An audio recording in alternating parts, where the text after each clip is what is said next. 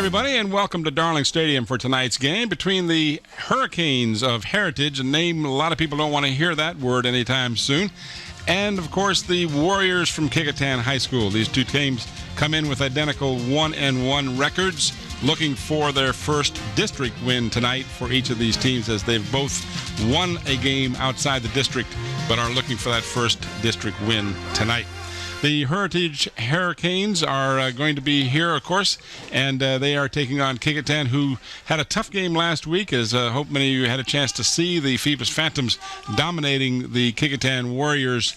Although the Warriors were game right until the very end, they played very well on defense, but just couldn't quite get it going against a very tough Phoebus team. Right now we're going to go down to the sideline as Bob has the head coach of the Hurricanes, Mr. John Quillen.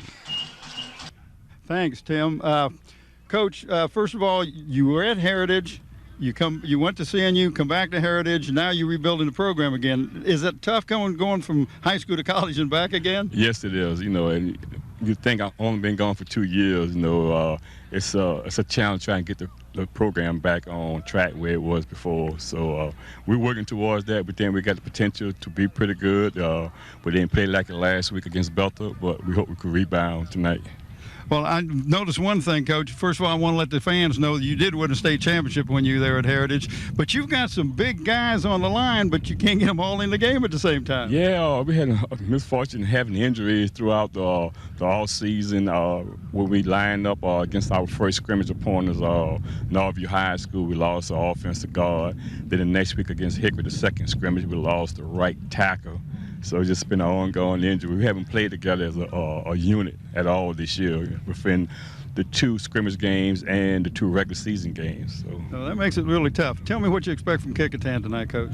A hard-fought game. I think they played well and they played hard last week against Phoebus. The score didn't indicate that, but I thought they played hard. They played with a lot of heart, a lot of determination. Well, good enough. Well, listen, Coach, congratulations on coming back. We'd love to have you back here in the Peninsula District, and good luck tonight. Okay, thank you. Okay, Tim, you heard it here. We're going back up to you. All right. Thank you, Bob, and thank you, Coach Quillen.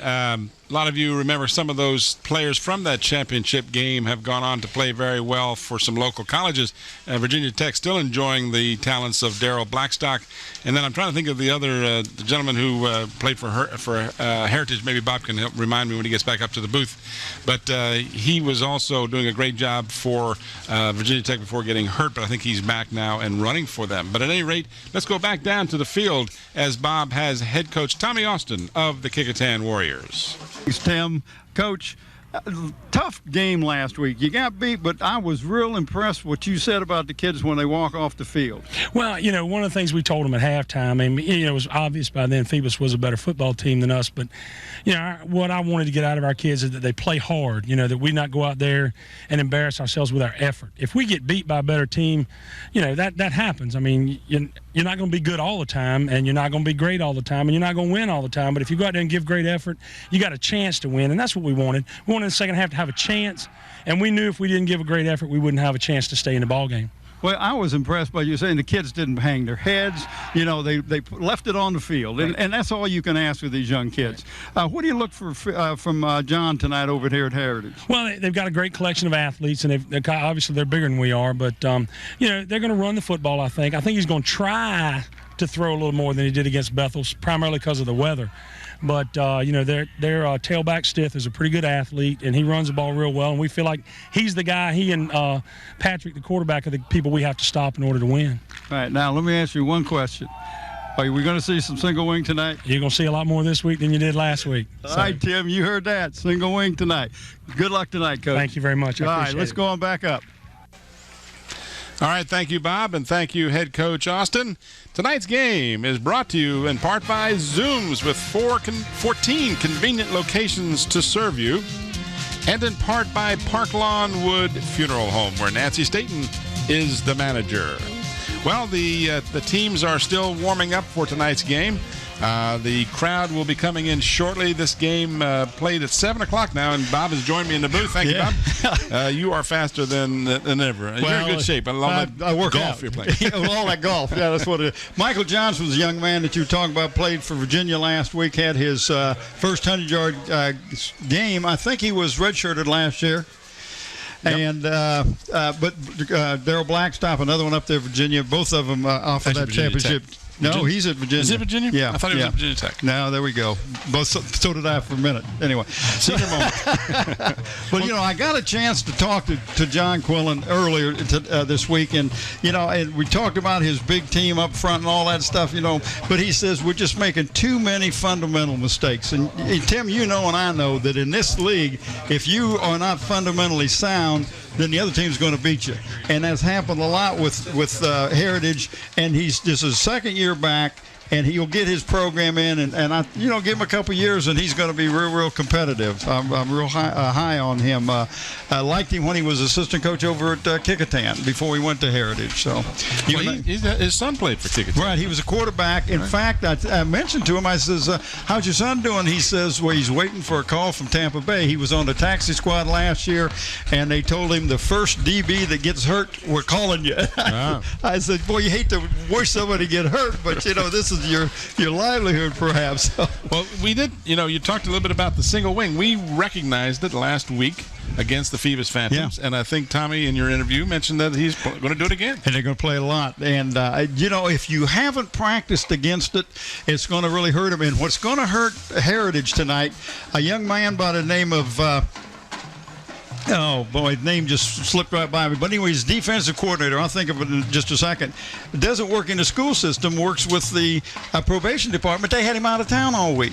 And I said, is he back yet? He says, no. I don't know if his plane didn't come in or what. So here is your defensive coordinator not being able to work with your team, and you might see a single wing.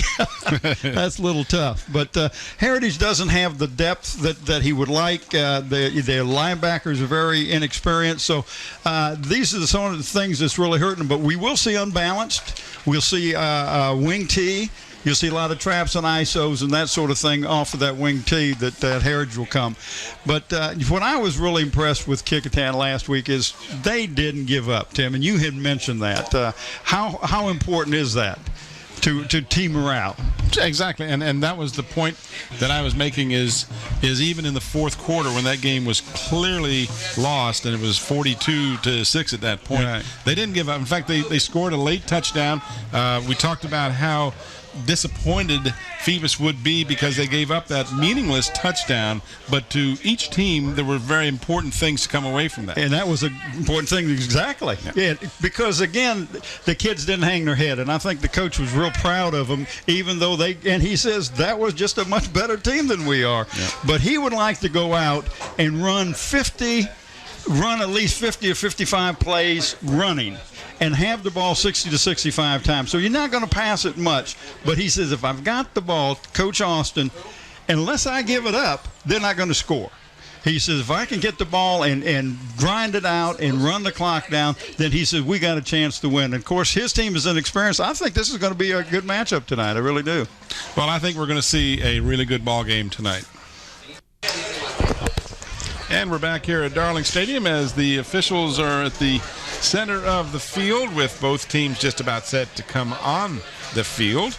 And you see the visiting Heritage Hurricanes. Bob, that hurricane's supposed to hit Florida Saturday night, Sunday morning. You believe that? Then come up and see us Tuesday. See us again? Yeah, no, this is different. This is Gene. I didn't like the last one we had, Irving or whatever. It was Ivan. Terrible. Ivan the terrible. Somebody. Let's go down to the center of the field. Let's see if we got referee Charlie Davison going to give the pregame information to both squads. Jackson, number 33, Antoine Burrell, and number 74, Lisa Mule Green. For your Kecoughtan Warriors, number 26, Asa Cooper, number 31, Chad Hooker, number 44, Mike Geddes, and number 88, Nathan Robertson. I'm not sure if we're picking up, Charlie. I can't hear it in my headset, Bob. But I'm not picking it up either, Tim.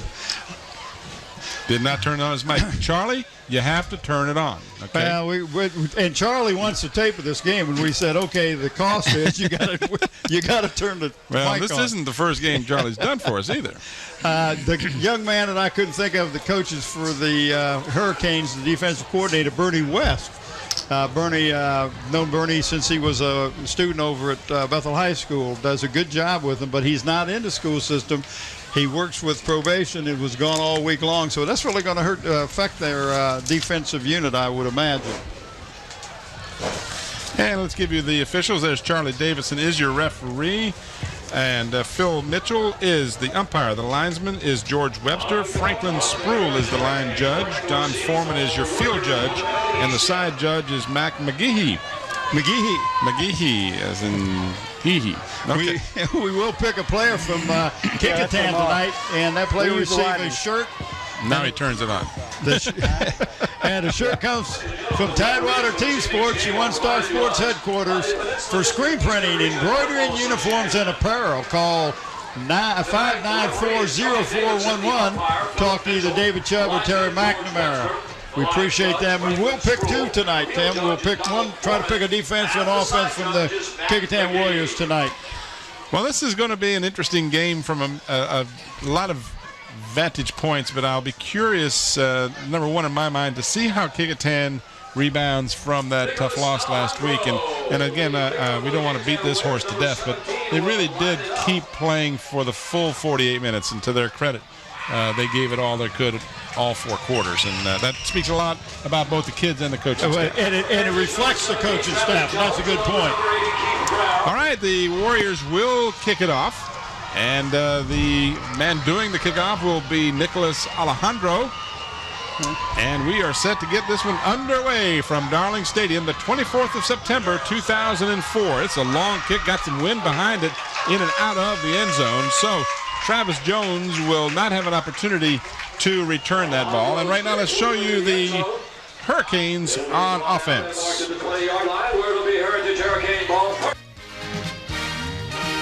Charles Bratton, Sr. Jimmy Murdoch, Sr. Lasimio Green, Sr. Arthur Walker, Jr. Chad Walker, Sr. Devin Mickens, Sr. Keith Brown, Jr. Derek Huggins, Jr.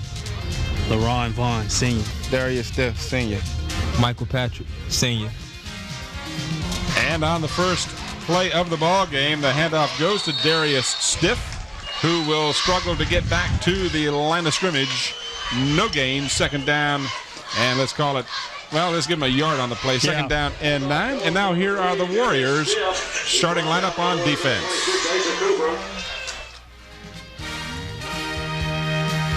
Chris Hawkins, Jr. Nathan Robertson, Sr. Jack Wampler, Jr. Asa Cooper, Sr. Chad Hooker, Jr. Deron Mayo, Jr. Mike Gaddis, Sr. Terrence Dorsey, Jr. Dakota Mathis, sophomore. Keith McBride, Jr. Corey Thomas, Jr. And that was a loss on that last play. We didn't get a chance to see it, but Chad Hooker did a great job, Tim, of coming from his outside linebacker, actually from the middle linebacker, and shot the gap and got in there and threw him for, I guess, about a 1.5 yard loss. So it brings up a 3rd down and 10 for the Canes, as they will be playing out of the shotgun now. Michael Patrick and one of the linemen raised up ahead of the snap of the ball. That'll cost the Canes 5. Oh, that gives Coach gray hair or no hair.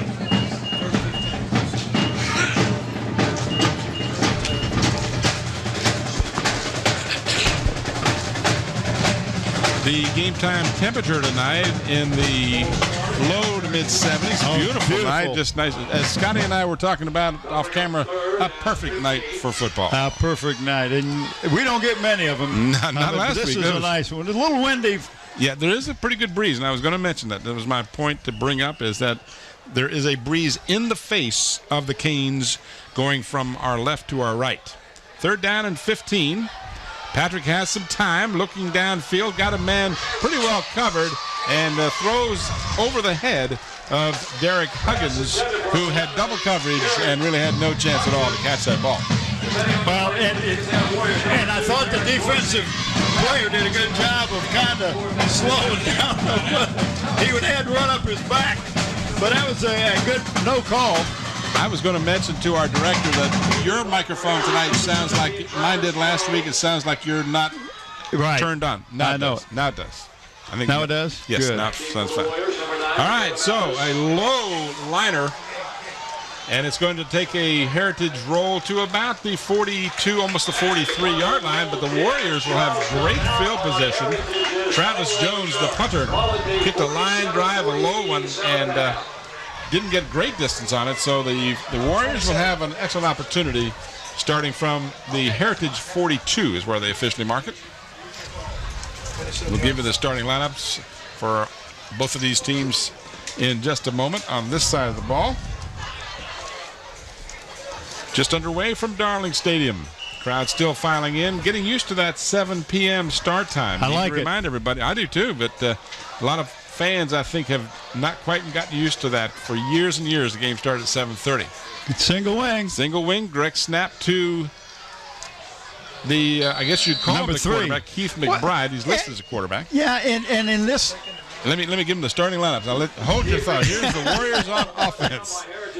You almost got it. Josh Smith, sophomore.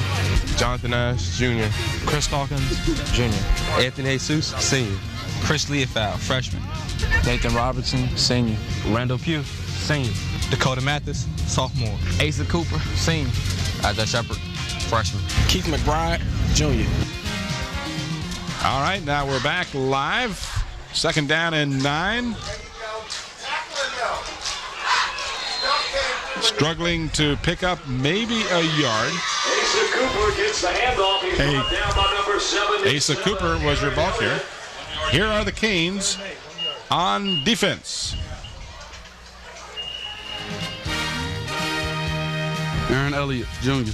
Arthur Walker, Jr. Devin Mickens, senior. Roy Jackson, senior. LaRon Vaughn, senior. Antoine Burrell, senior. Darius Steph, senior. Derek Huggins, junior. Andre DeLuce, senior. Osh Holder, senior. Wallace Willis, senior. And there you have the Canes on defense. 3rd down and about 8. As getting across the 35, but short of the first down for the Warriors. That was number 25, Isaiah Shepard. That was a direct snap to him, Tim, and there may have been a face mask that they didn't get because his head turned as he ran through the line of scrimmage. They gave him a nice spot, but it'll still be a full yard shy. And I'm not at all surprised to see that Tommy Austin's Warriors will be going for it on 4th. There you see the blimp high above. I'm not sure which blimp that is. That Goodyear? Yeah, the Goodrich blimp. It's coming over here and catching the ball game. That's right. We're going to have our blimp shot for you a little later on. Direct snap and That's big yardage. Asa Cooper, isn't it? I'm still confused by the single wing. I'm looking at the quarterback, if you will. Well, that was the short man got it that time. You got a short man, a middle man, and a deep man. That was Asa Cooper, number 26, all the way down to the 15-yard line. 1st down and 10 for the Warriors. So they've got something going here. And when you have a direct snap, there's not one guy you can key on because there's 3 people get that ball. Is that Asa Cooper's son that played at Phoebus? 1st down at the 15-yard line. It was Asa Cooper that played at Phoebus. This is Shepard who gets the handoff, and he is inside the 10-yard line, or at least right at the 10. Pick up of 5.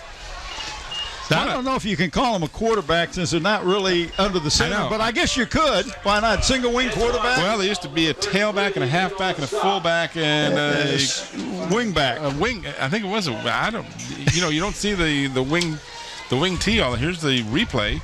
You can see you see the very end of it here. But it is very deceptive. And look in the backfield now. You'll see the lineup is just ball can go to virtually any one of 3 different players. This time it looks like McBride got the snap and may have gotten back to the line of scrimmage and maybe a half a yard. Brings up 3rd down and about 5. McBride on the keeper. He just got back to the 10th, so let's call it no gain. And they need to cross the 5-yard line to move the chains. Third down coming up almost halfway through the first period. Well, Tim, if that just short of, I mean, if he gets to the 5-yard line, he'll get the. I don't think he has to cross it. Again, out of the single wing.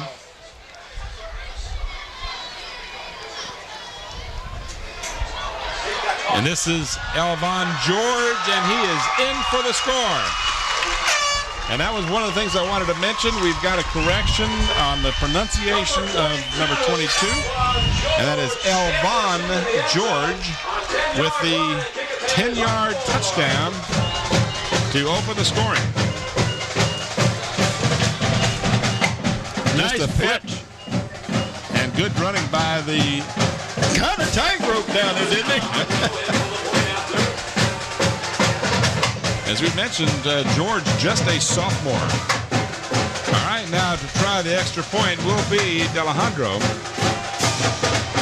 His kick is way long enough, and it is good. I had to wait for a minute. It looked like he might have pulled it a little bit to the left there. So with 6:27 remaining in the first period, our score is Kecoughtan 7 and Heritage nothing. I would talk a little bit about the crew tonight. The cameras are Nathaniel Braxton, Susan Bowers, Ron Baton, and Mike Nowinski. We have the crane camera. We got Monique Bird and Jeremy Ferris down there. The graphics and animations, Andy Foley. Slow motion, Andre Mattingly. Camera control, Sarah Myers. Production assistant, Suzanne Higgs. Audio and chief engineer, Don Chiraus. And big guy, director producer, Scotty Beam Me Up Bowers. There you see Susan. You previously had a shot of Nathaniel Braxton, our veteran crew. And there's Monique on the crane cam. What a gorgeous night here at Darling Stadium. Wow. All right, so the Warriors now will kick it off for the second time. This one will not make the end zone. It will be taken at the 10-yard line.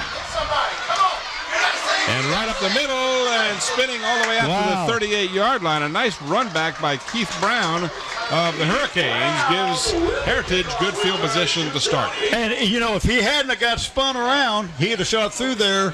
He may have gone all the way. Nice alley. Watch the alley that forms as we get a good shot of it right there. A 29-yard return of the kickoff. So Michael Patrick will direct the action. And now we've got a stoppage of play. And going to have a timeout called by the Warriors. Apparently they did not have a full complement and needed to call a timeout before the 11th man could get on the field. Tim Zooms has given an award to the senior football player on each one of the Hampton Schools football team this year who has demonstrated academic excellence. These players be awarded plaques at a school board meeting after the season. We'd like to thank David Allen and Zooms for their continued support to WHCS and our student athletes. Tim, talk about our schedule. No. Oh, please. Oh, okay. Well, next week we've got a real interesting opportunity. We're going to see for the first time on Channel 46, we're going to see the Bethel Bruins tangling with the Hampton Crabbers. Crabbers off to a quick start, 2-0 and on the season, and Bethel looking 1-1, I think. They're 1-1, so they will tangle next Friday night here, October the 1st, at Darling Stadium. Patrick rushed and sacked back inside the 30 at the 26-yard line. That was number 80 for Mayo. Yep. And that I got Jack Wampler as number 80. Yeah, well, number 6, Darren Mayo was also there. We watch it on replay, you'll see. After the Bethel-Hampton game, the 8th of October, we'll have Hampton hosting Kecoughtan. Then the 15th, we'll have Hampton hosting Denby. So we'll have 3 consecutive games. You're right, number 6, Darren Mayo. Hold the Mayo. No one was holding him. That was the problem. I tell you, they tried to hold him. They couldn't get it. 27-yard line all the way back. Second down and 21 after that huge loss. And what are you pointing at, Bob? Up in the sky. The blimp. Yeah. It's a Superman. Out across the 30 to about the 32-yard line. Darius Stiff carries for Heritage. I'm trying to think what the Goodyear blimp would be up this way for. I'm trying to think if there's any, a lot of times when there's a you think it's golf tournament it's on the way up to D.C. for the Monday night game? Could be. Could very well be. I don't know if they use the Goodyear blimp for night. I don't either. Don't know. At any rate, it is 3rd down and about 17 to go for the Canes. Double outs to the near side. Patrick from the shotgun has some time, looking for a man, throws into coverage, and it's picked off. And down at the 32-yard line. What a nice interception. Oh, yeah, that was Keith McBride, who is one of the listed quarterbacks, who, of course, goes both ways and came up with the ping-pong ball interception as he batted it around. Yeah, he batted it down, batted it with his hand. Not a good idea to throw, but he just batted around and just held on to good concentration. So, of course, it was going to be 4th down, so that's as good as a short punt, if you will, from the Heritage point of view. Their last punt wasn't much better, no. So you're right. But the Warriors, leading 7-0, will have a chance for their second offensive series. 4:44 remaining here in the first period. Again, from the single wing. Most unusual stance, if you will. That one's taken on a direct snap to McBride. Keith McBride picks up very short yardage.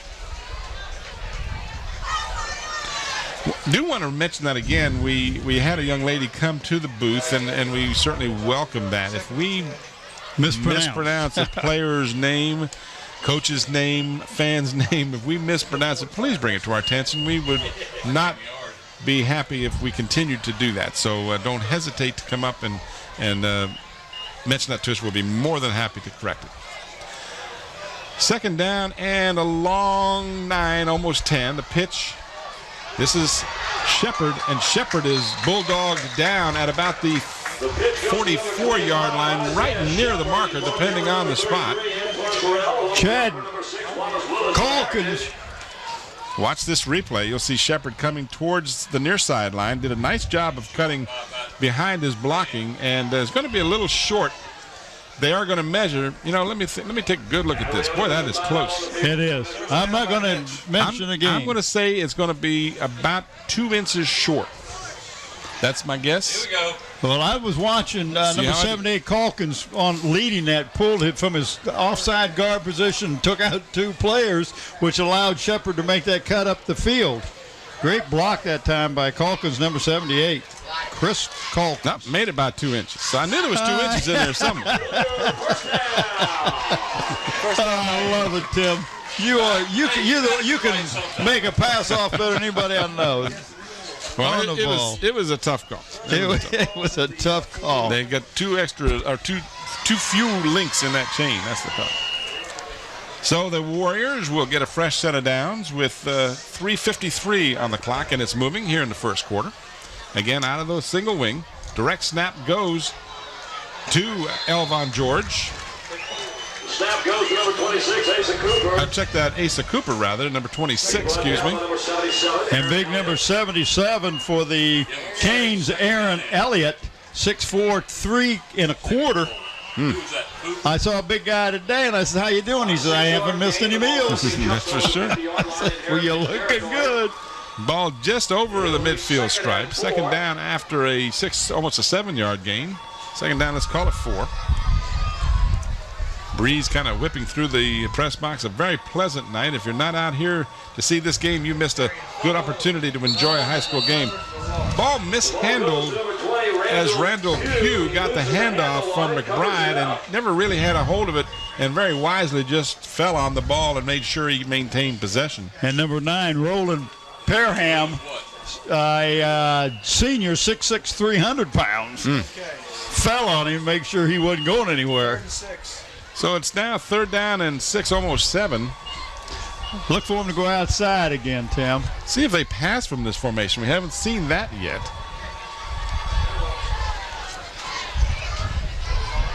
And this will be a pass, and McBride will never get a chance as he is sacked by his like number, Darius Stiff. So good defense by the Canes will force the Warriors in punt formation. Watch him coming up there. Here's a replay. Just didn't fool anybody. Nope, they were ready for that one. All right, our punter is going to be Nick's brother, Philip Alejandro. Number 13, I believe, is in it. Yep. That is correct. Back to punt for the Warriors, Philip Alejandro, number 13.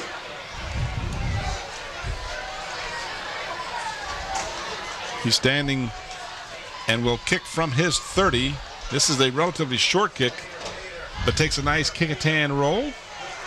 And no return on the kick as the ball will be down at about the 26, 27-yard line. And he did a good job of kicking it away from the return man. So with 1:41 left on the first period clock, it's 7-0 Kecoughtan, and Heritage will try for the third time. See if they can get some points.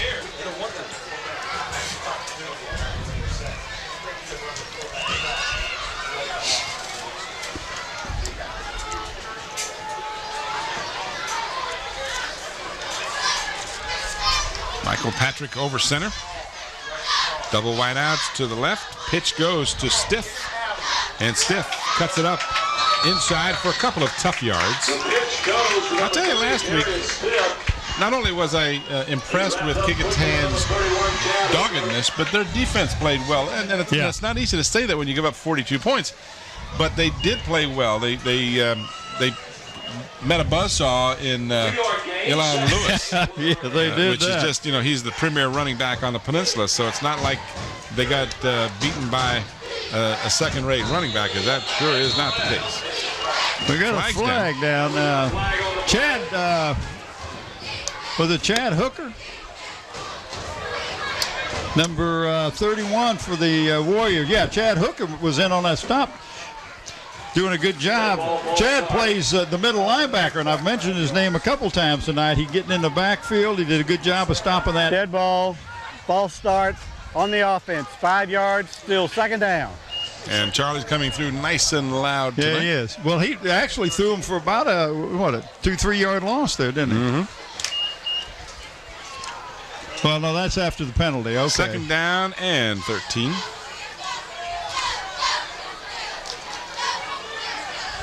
And the play just stuffed beautifully as Antoine Burrell got the handoff and had no place to go. And Asa Cooper. Asa Cooper, number 26, along with number 31, Chad Hooker on the takedown.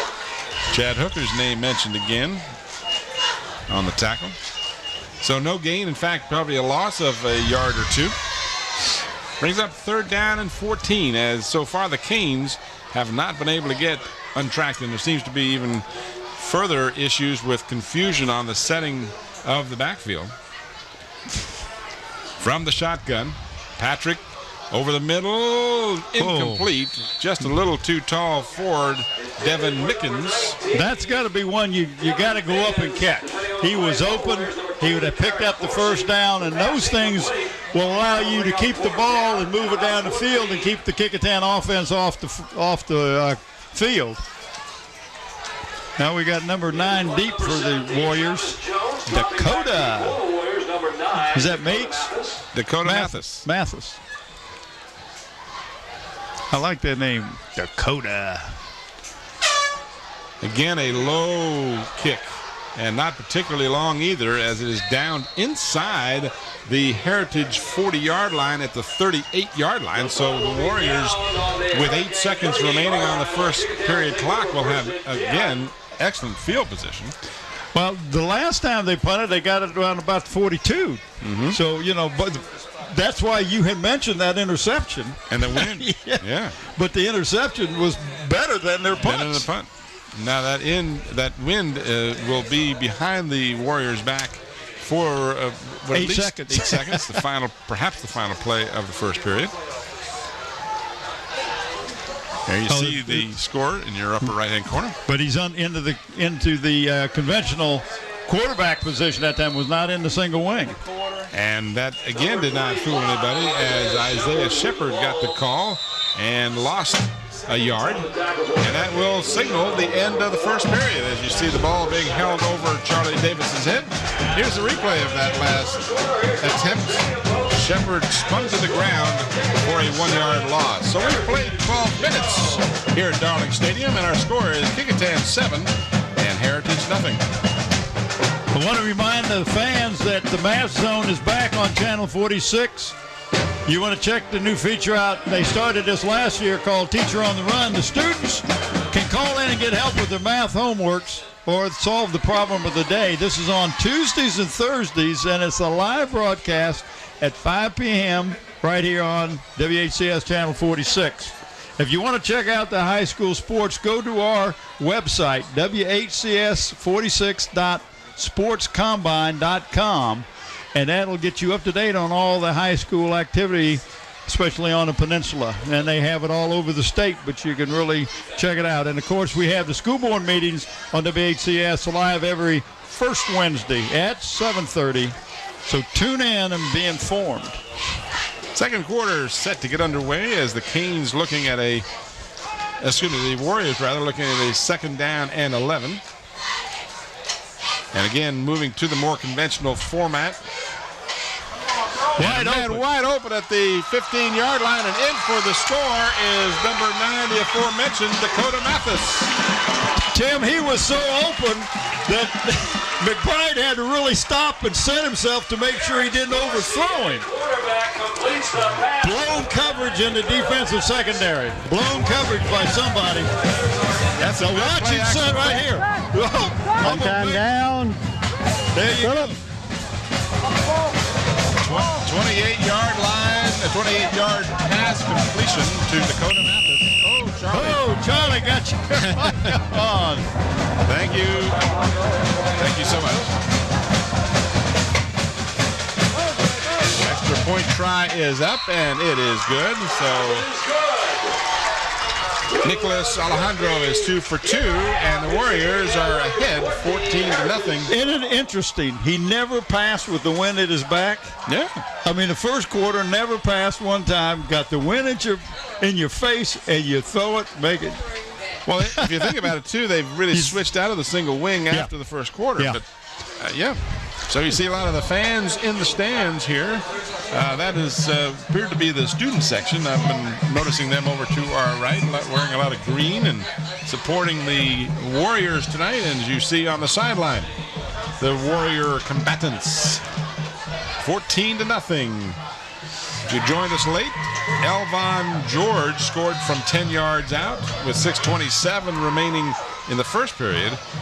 And now Dakota Mathis has made it 14-0 with the extra point coming from Nicholas Alejandro.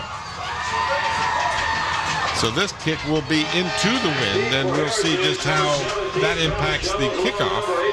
Previously, the Warriors were kicking off with the wind, of course. It's a good-looking kick. That ball, well, we got flags and whistles. Well, the flag. At least whistles. I think there's no flag out there, is it? I said flags and whistles. I heard whistles and everybody stopping. That's a shame for the Warriors because that was a good-looking kick. I don't know that they signaled the ball was ready for play. Oh, I thought maybe there was offside against the Warriors. Yeah, that's what I thought. The right side. I see it now. Flag on the far sideline at the 40-yard line. Oh, okay. So the Warriors will have to do it again, and that was a good-looking kick. Interesting that they blew the whistle and stopped play. I mean, what if Heritage fielded the ball and ran it back?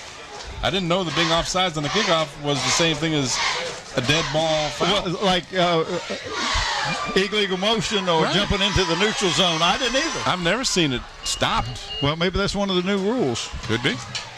I know one of the new rules is the coach can now call timeout. He doesn't have to get a player to do it. Alejandro will tee it up for the Warriors. This time he'll be kicking off from his own 35-yard line. Again, so we'll do it again. Heritage, number 17, Travis Jones, along with number 80, Keith Brown.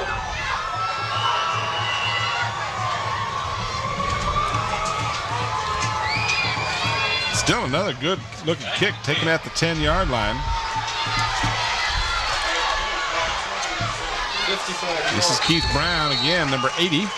Number 20, Randall Pugh, just ran him down. He had his eye on him and just wouldn't give up on him. 20-yard kickoff return by Brown. That was a great punt into the wind. He kept it low, like one of my shots I had to do this today. It was windy out there. It wasn't a punt, Bob. That was a kickoff. Okay. And your shot was a golf shot. That's second reference to golf. I missed that earlier. Yeah, but you brought it up first this time. I wanted to see who won the pool. Yeah, I wondered who got the pool this time. I want to find out how much is in the pool. So we can get in on this. In it. We can time this perfectly if they need. And talking about perfect timing, Keith Brown on a nice catch for a completion, first completion that I recall for Michael Patrick. Yep, I believe you're right. So the Canes. Patrick's pass complete to number 80, Keith Brown. Again, working out of the shotgun. Making the stop. Gain of about 6. Let's call it second down and 4. Well, great job of the receiver coming back to the ball. And this time the handoff will get a first down. Is that Stiff? Darius Stiff, I believe. Yep, number 3. He is a senior, 6 foot, 205-pounder. And here's your replay. Did a great job of avoiding the tackle. No, he dragged the tackler for about 4 or 5 yards. We want to thank our corporate sponsor, Zooms. They have the Beantown coffee, fried chicken, pizza, potato wedges, Krispy Kreme donuts. Tim loves them at a box in one. Ham and cheese subs, Coke, and that good Citgo gasoline for your car. First down of the ball game for the Kings. Now Michael Patrick getting some pressure, and he will be sacked. Back to the 40-yard line. Looked like the first Warrior to have a hand on him was Jack Wampler, number 80. Pocket by number 80, Jack Wampler. So he's thrown for a loss. They sack officially, and they'll mark the ball just over the 40. Brings up a loss of about a yard on the play. It'll be second down and almost 12.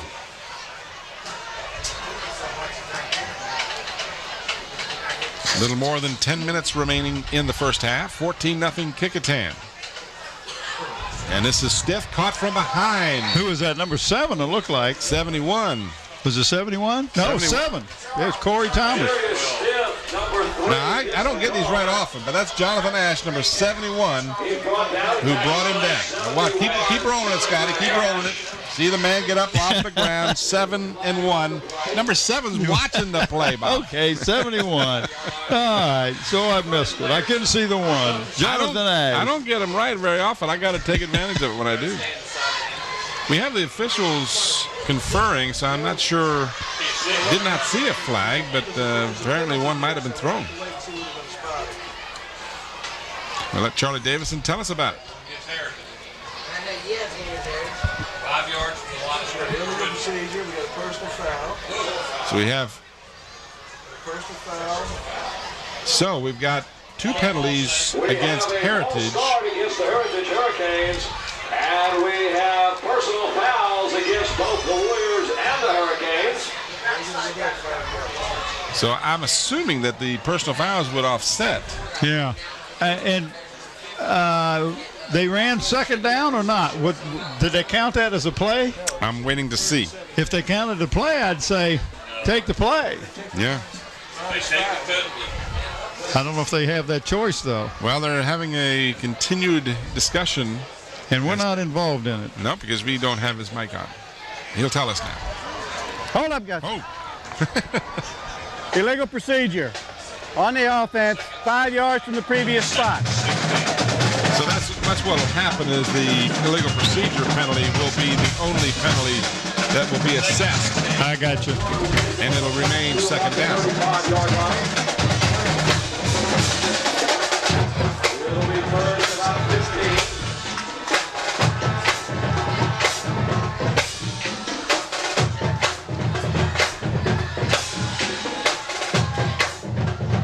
Check it out.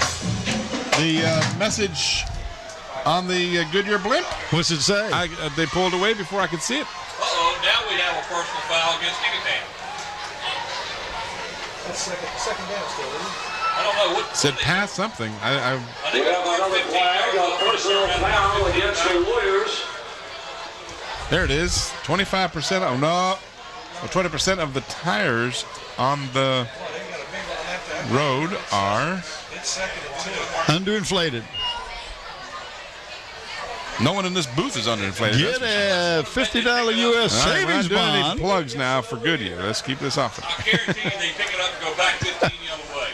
That's a personal foul against the Hurricanes. Oh, come on, Charlie. By doing this, it forces you, it records it as penalties. Whatever. Offset each other. I hope y'all got that on film. Well, that's just a waste of. Maybe the guy needed some exercise. I mean, I don't know. But like you said, the offset, you go 15, you come back 15, right? Swing pass near side for Stiff, and he is tripped up by the young man who scored the touchdown for the Warriors a short while ago, Dakota Mathis. Coming right at you. Nice tackle, a little bit of help after the initial contact. Ball marked at the 38-yard line. Brings up third down at about 13. By marking it off like they did, it wasn't offsetting penalties. They both get charged for the yardage. Gotcha. So the net result is the same. Yeah, you're right. You got to step them off for them to count, I guess. That's right. Oh, that was one. In the shotgun. Third down and long. Patrick looked like a little bit of quarterback draw, but that was just too slow to develop. Yeah, and I think that was Wampler coming in there, number 80. Is that Wampler coming in from his defensive end? Yeah. He's brought down by Jack Wampler for the sack, along with help by number 88, Nathan Robertson. Number 80 got him first. Fourth and long for Heritage. So interesting, Michael Patrick looks like he's rather agile, but he doesn't seem to have much. I think he just has trouble making up his mind what he wants to do. He waits too long, and then by that time it's too late. Just got the kick away. And that's the best kick they've had. Yep. And it takes a nice Heritage bounce. That's when you need to catch. Need to catch those. Unless the coach says don't catch. That's right. That's the only time we wouldn't know. So the Warriors will start 42-yard punt, and they'll start from their 24-yard line, leading 14-0 with 8:17 to go in the first half. We'll remind the fans we will pick a player of the game from Kecoughtan tonight. In fact, we'll pick two, an offensive and defensive player. They will receive a shirt. Shirt comes from Tidewater Team Sports, your one-stop sports headquarters for screen printing, embroidery, uniforms, apparel. Call 594-0411. Talk to David Chubb or Terry McNamara, better known as T-Mac. Uh-oh, we got a 5-yard penalty there. I saw that one. So the play a little sloppy here. Third game of the season for these two squads, but been some of those kind of mistakes that, as you said, makes either the coach's hair go away or makes it go gray. One of the two. Dead ball. Ball start. Rhyme. On the offense, 5 yards, still first down. Go away or gray. That's it. All right. I want to say hello to Mrs. Charlie Davidson, Betty Davidson. Gannon Baker. Yeah, haven't seen Gannon in a while. 20 years. Yeah. I'm telling you, see some of these kids that aren't kids anymore. You and I broadcast their basketball games way back in the day. Here we are, you and I, celebrating our 24th. 24th. Or is it 25th? It was 1980. No. How does that count exactly? 1980 was the first year we did it. Yeah, so this has got to be the 24th, right? So, because the 25th would be 2005, wouldn't it? That's what I was trying to figure out. We started in 80. Does that mean that was year one was 80? Yeah. Here's your replay. You want to go through and mark that? Chalk them off.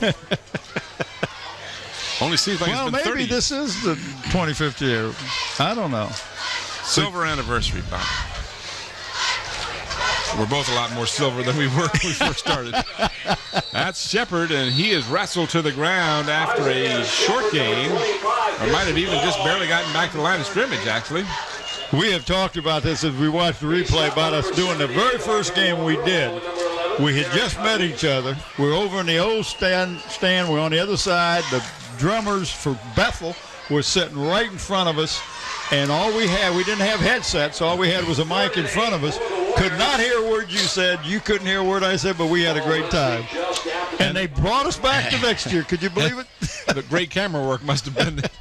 But what was so funny is the drummers in front of us never stopped the beating whole game. The whole game. The drums never were silent. And I've been semi-deaf ever since. That was Bethel and Hampton, and for the life of me, I can't tell you who won the game.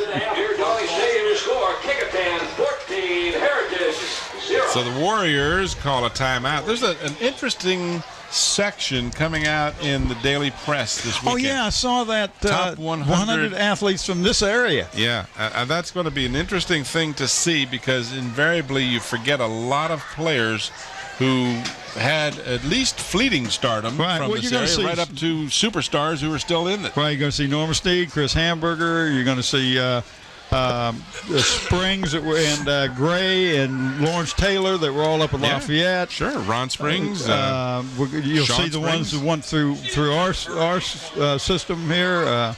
Allen Iverson and Ronald Curry, who caught a game-winning touchdown last week for the Oakland Raiders as a number 3. He's the number 3 receiver now for the Raiders. Good to see that. So it'll be an interesting section because there's a tremendous. When you stop and think about the athletes that have come out of just this immediate area, it's staggering. 3rd down and 8 to go for the Warriors, trying to keep this one going. Got their other quarterback in there. He completes the pass for a 1st down and then some, all the way across the 45 to about the 47-yard line. Wow. On the receiving end of the pass was Asa Cooper, and that was Terrence Dorsey on the throw. Watch this. Nice he play got action. rid of that quick, and that's a tough throw, running to your left and throwing with your right hand. What a nice throw. 1st down all the way out to the 47-yard line. And we have not seen the single wing since the first quarter. They played it, run it the whole first quarter, didn't they? Right? It's as if they said, okay, for the first quarter, we're going to do the single wing. The second quarter, we're going to go conventional. And then when they start second half, they won't know what we're going to do. That's right. Keep them guessing. Right up the middle for little or no gain. I tell you, it's tough to go up the middle against this team, Tim. They are big. He's got 3 or 4 300-pounders in there. Some of the young fans coming from the concession stand here. And here's the replay of that last action. And Heritage did a good job of stuffing that. And again, one of the big boys up there, number 77, that's Aaron Ellicott, 6'4", 325. He good side lad, isn't he? 2nd down after no gain. Look out. Oh, and is he ever blasted down on a nice rush by Stith. Well, and I'm impressed that he hung on to the ball. Is upended by number 3, Keith McBride. Watch this. Stith just nailed him. That was a pancake. Well, Stith is coming from he's outside linebacker. Looks like left side linebacker. The outside. They run 2 outside linebackers, and nobody picked him up. He was unabated to the quarterback. Yeah, and no penalty for that either. McBride will again work from under center. Mathis comes wide to the near side. A split backfield. And a handoff. Coming to the near side, trying to get to the corner. Just can't quite get enough running room. That's Alvon George again getting the call as the sophomore is out to about the 49-yard line before he is knocked down. And that'll bring up a 4th down and the kicking team coming out. It'll be coming right towards you. Near midfield to the 49-yard line. Just ran out of real estate. He was trying to get outside, but Heritage showed some pretty good speed. Back deep for Heritage, number 4, Oshama Philip Alejandro will be the punter. Philip Alejandro. And he kicks it away from the return man. Gets a good end-over-end bounce. And it is picked up on the hop. And all the way out across the 30 to about the 32-yard line. That's about a 15-yard return, I think. Travis Jones. Check that, excuse me. Not Jones, but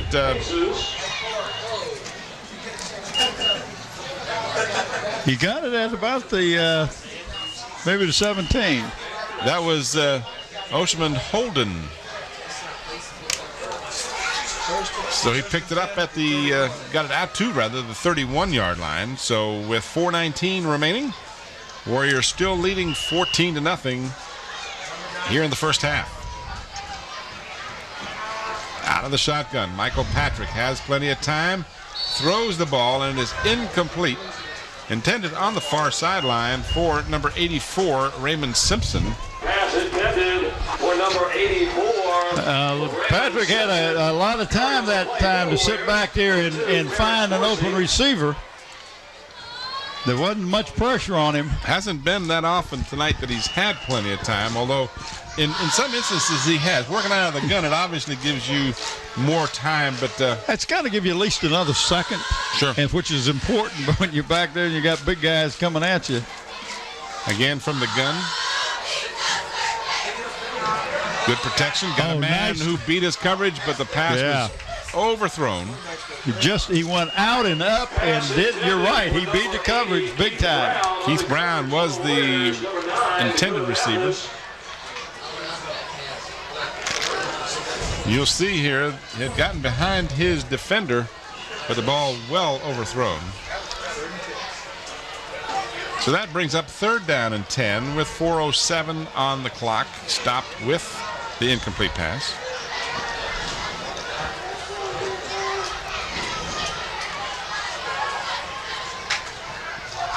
Patrick again has time. Throws again. Whoa. Same receiver, same area, same result, overthrown. Patrick knocked down after he threw the ball.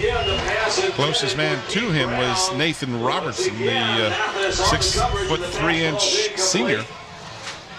And that'll bring on the kicking team for the Canes. Number 17, Travis Jones, will be in deep punt formation. Dakota Mathis back deep for the Warriors. It is one of those kind of nights you could be without a shirt if you were crazy enough to do that. High snap to Jones, gets it away, and kicks it away from Mathis again, and gets a good hurricane roll where it goes out of bounds at the 36-yard line. So both defenses have dominated here in the second period. 3:49 remaining, 14-0 Kecoughtan. Kecoughtan scored on a 10-yard run by Elvon George and a 28-yard pass to Dakota Mathis. Extra points from Alejandro. That's Phillip, to be exact. Excuse me, Nicholas. Nicholas, yeah. Nicholas. Phillip's the punter. Punter, right.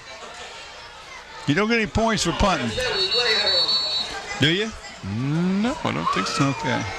I think that's rugby. Yep. So we got flags down. Looked like somebody left a little early. I think the line moved and the center didn't snap the ball that time. Center thought the ball was snapped on 2. Line said it was going on 1. Dead ball. Ball start on the offense. 5 yards, still first down. 5 yards.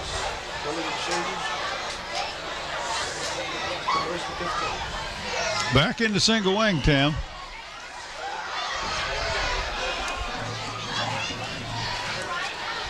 Just to keep us honest. McBride is running the single wing this time. Ball carrier was number 44. That's Mike Gaddis. Mike Gaddis had just a direct snap to Mike. With the ball, tackled by number 4, Shaman Holden. He picked up about 6 because they had a 5-yard penalty. So 2nd down and 9.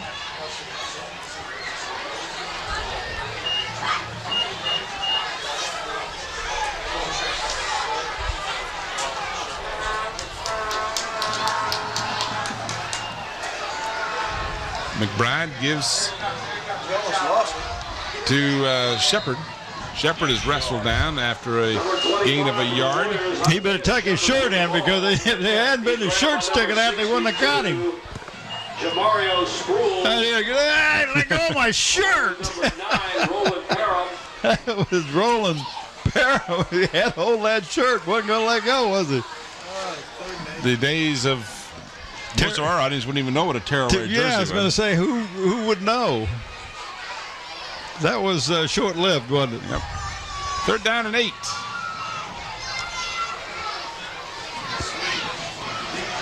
Shepard to the near side, flag down on the play. The pitch goes to Isaiah Shepard. He's knocked out by number. It'll be 4th down. If the penalty is against the Warriors, Heritage could refuse it and force them to kick. Well, what he did right here is he outran his blockers. He didn't let his blockers get out and help him. But he's got some of holding. You might take that one, Tim. Kicking into the wind. I'd refuse it. They are. Holding on the offense. Penalty is declined. 4th down. So it does bring on the kicking team. So you got, a little less than 3 minutes remaining. If you give them another play, who knows, they might pick up a 1st down, and then you'll give up an opportunity. But I can see your point, too. It's a 10-yard penalty from the spot of the foul, so it could put them back considerable distance in any event. Philip Alejandro standing at his 30-yard line. No pressure. Good kick. Fielded at the 31. Dropped it for a moment. Now to reverse his field. Pick up some blocking. Got some blocks on the right side. And Alejandro run him out of bounds. So a nice return by number 4, Oshaman Holden.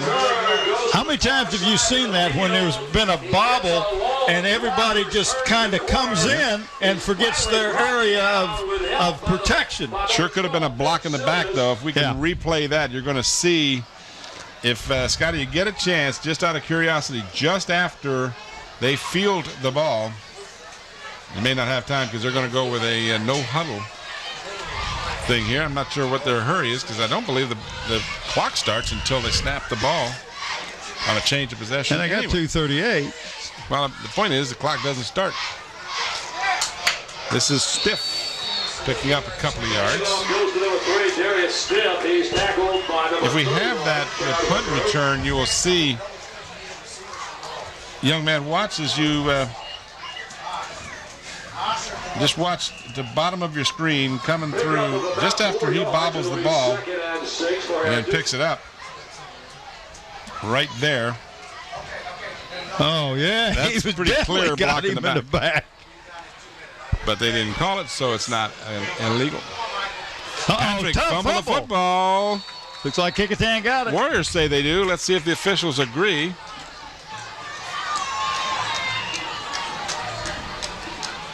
They will stop the clock to unstack the players. 1:52 on the clock. The fumble on the play. Warriors say they've got it. Still no official. Now there is an official indication. Warriors football. It looks like number 80 come up with that. Is that Wampler? That'd be Wampler. That'd be Wampler. Jack Wampler, as a matter of fact. The Warriors, number 80. Jack Wampler. So the Warriors will have a chance with 1:52 on the clock, and they have one of their timeouts remaining here to work with. At 58 yards to go. Double wing. Double wing. Haven't seen that. Tommy Austin's pulling out all the stops. Contact downfield. Are we going to get a flag? If he can get it out of his pocket, we're going to get one. Had some contact. For number 9, Dakota Mathis. I don't think so. It was questionable. I don't know if that ball was catchable, but I don't know that that's a point. The whole time he was running, he was trying to find it.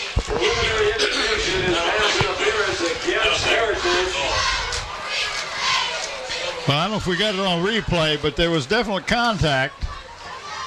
But I'm like you, I don't know that if catchable is part of it or not, because here's the receiver. Pass interference. Yeah. On the defense. 15 yards from the previous spot. Automatic 1st down. But it was clearly not catchable. That ball was a good 8 feet over the receiver's head. I got to tell you, I just don't necessarily agree with that call. I don't know that it was wrong, but it'd been just as good to let it go as a no. Yeah, been a good no call. You're right. Hard to tell who initiated the contact as well. Now we've got flags again, so the play has deteriorated a bit here. This will be against the Warriors. They're looking for procedures. Somebody flinched.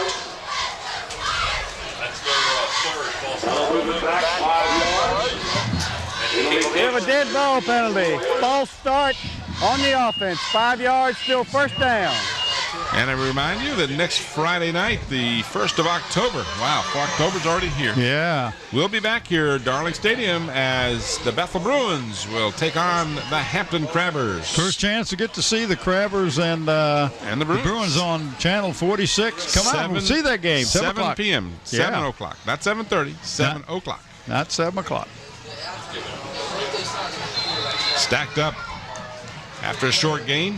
Number 26, Asa Cooper got the call. He's going down with number 32, Rashad Lee, along with number 9, Roland Parham. And now a timeout has been called, and I'll see it's actually been called by the Kings. 1:33 left in the first half here at Will the Hurricanes call it? Yeah, they want to get the ball back, but that's second out of 15. They only have 2 timeouts left, so I guess they can force it if they can hold them. Neither team has been able to move the ball much at all since the first quarter. But one thing that Coach Quillen told me that he was really was impressed with his his punt return teams and his kickoff return teams. They do real well. So maybe he's hoping they'll have to punt it, and we got a chance to bring one back. Well, they did a nice job last time. Yeah, they did. Late to be calling now. So we got some strategizing going on here. Strategizing. Is that like practicing? That I don't know what that means, but yeah. Seems like we've got like a 4-minute timeout here. Kecoughtan is still in the huddle. Haven't seen a. Now we see a signal from Charlie Davidson, the referee, to indicate we've got 25 seconds to snap the ball. Second down and about 14, almost 15 yards to go. From our camera on, what is that called? The boom? Boom? No, not the boom cam. It's the crane cam. The crane cam. So now the Canes call another timeout as the ball is out across the 45 to about the 43. We have another penalty flag? Yes, we do. Illegal procedure again. Come on, guys.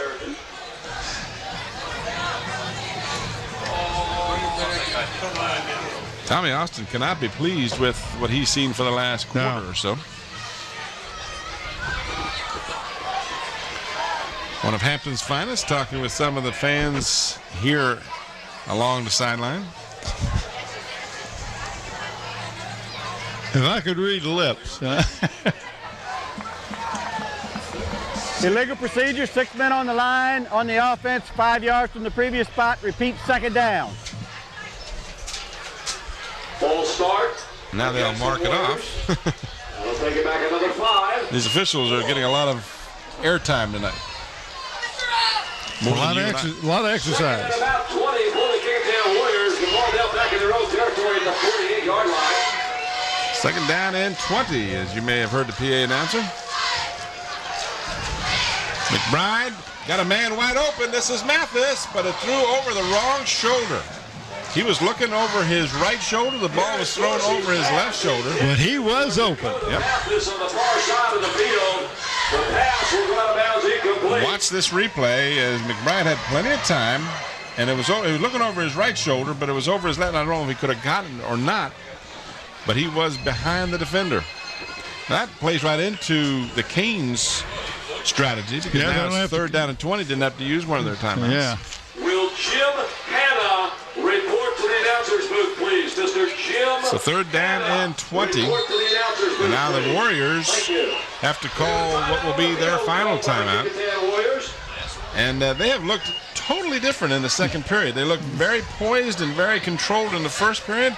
had everything going It's just very like nicely. like they lost focus, didn't Yeah, they? it does seem. I mean, I'm not saying they did, and I don't want to be critical because these are just young high school players, and they're out here to do their best, and I know they are. But boy, there's just been one mistake after another for the last 12 minutes of play here. I'm sure Mr. Austin will refocus his players. Yeah, I think he will. Way back in the day when I played, our coach had a way of refocusing us. It was like, he'd say, either get it together or think about 10 laps around the field in full gear tomorrow, right after practice. I say, oh, yeah, now I remember. They had leather helmets then, Scotty. They had leather helmets. Covered just the top of the Leatherhosen. Lederhosen, that's right. We still got the ball in McBride's hands, throwing incomplete for Mathis. Yeah, again, Mathis is open. So now the Warriors, with 1:02 on the clock, will have to kick it away. Give credit where it's due here.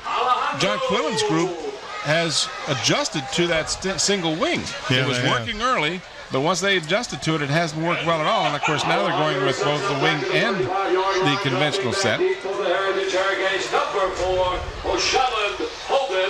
So a lot of kicking in this ball game. Philip Alejandro will now kick again, and he'll be punting it to Holden, or at least that's where Holden will be back there. He fields the ball to the 28. And just across the 30 to about the 31 where he is stormed under. About 8 Warriors. Yep. Warriors were not going to have a big return on that play, that's for sure. And there are 8 of them right there. Oh, you like to see that as a coach. So they've got 2 timeouts remaining. And about almost 70 yards to go. But very much in this game. You see the score, 14-0. Score here before half would be huge for the Canes. And Patrick's pass is incomplete. Kind of a one hopper there to Derek Hudgens.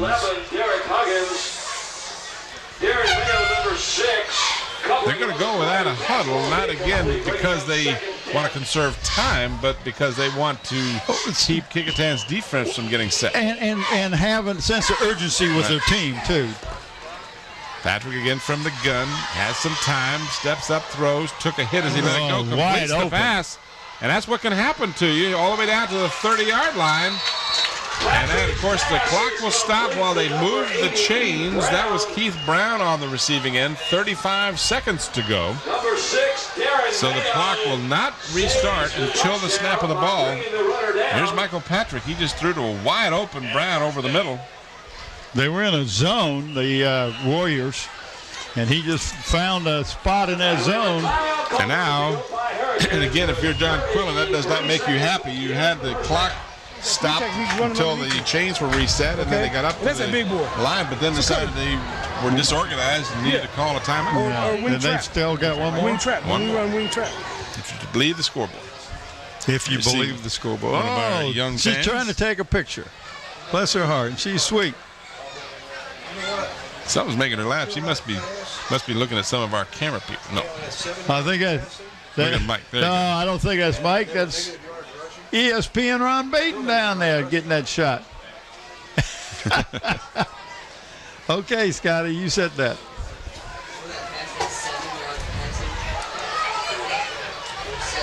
All right, from the 28. What a generous spot that was, by the way, since he was clearly brought down in the 30. Yeah, I thought they marked it on the 30. Yeah, not exactly. Well, it's what the...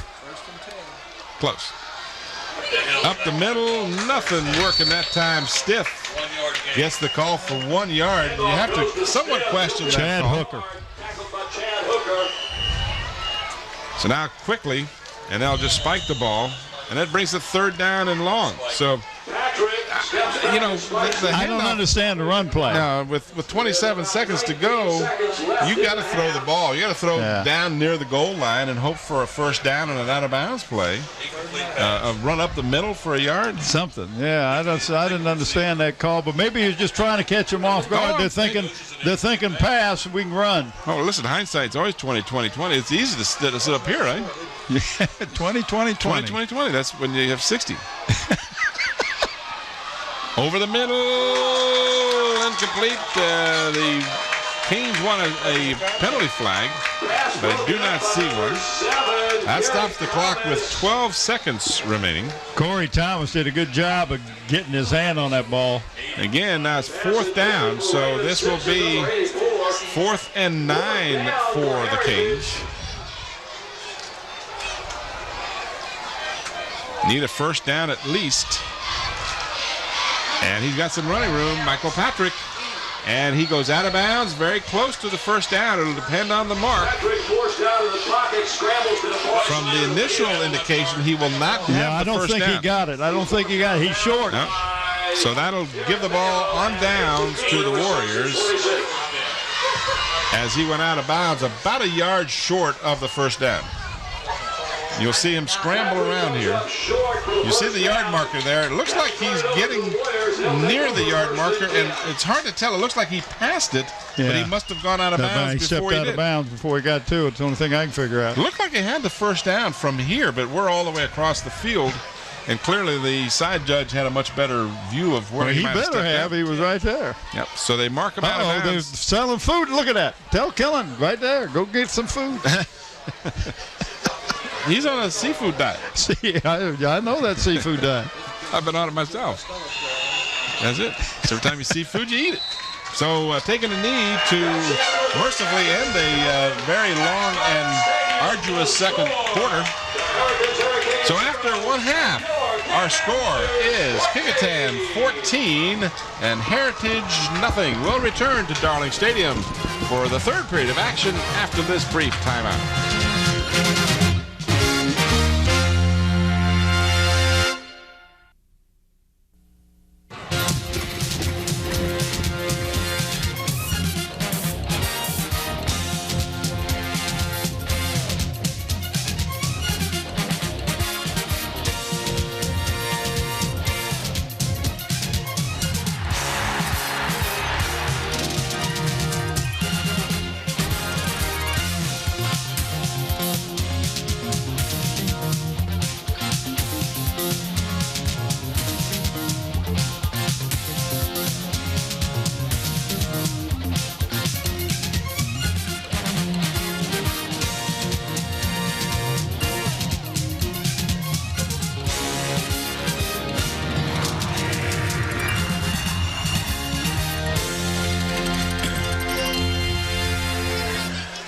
We're back here at Darling Stadium. Halftime ceremony is just about concluded, and we have the halftime statistics for you as the teams are returning to the field.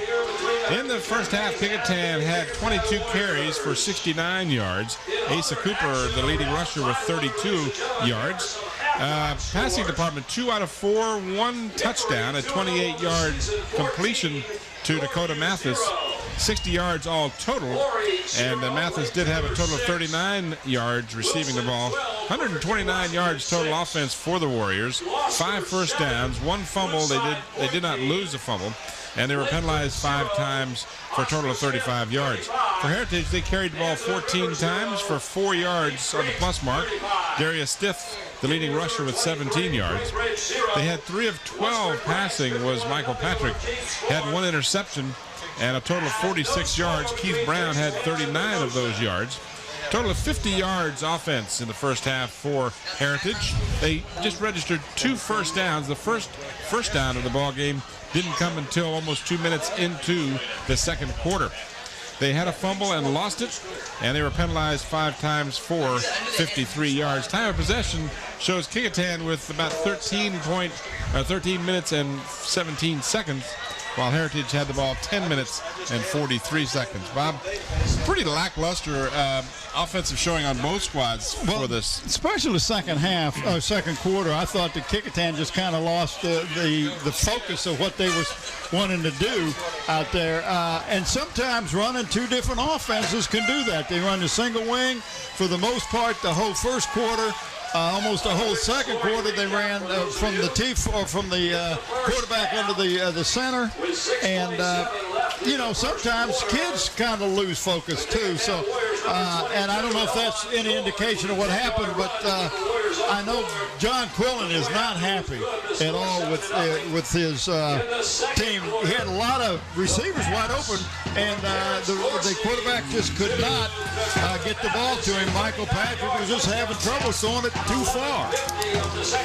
The scoring, if you joined us late, Elvon George with 6:27 left in the first period went 10 yards on the run around the right side, and the extra point was good to make it 7-0. And then with 10 seconds gone in the second quarter, Dakota Mathis on the receiving end of a 28-yard pass.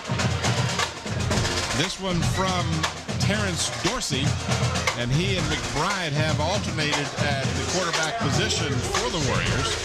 And the extra point try was good by Nicholas Alejandro to make it 14-0, and that is the scoring to this point. And we will pick a player of the game for the Kecoughtan Warriors. We'll pick an offensive, defensive player tonight.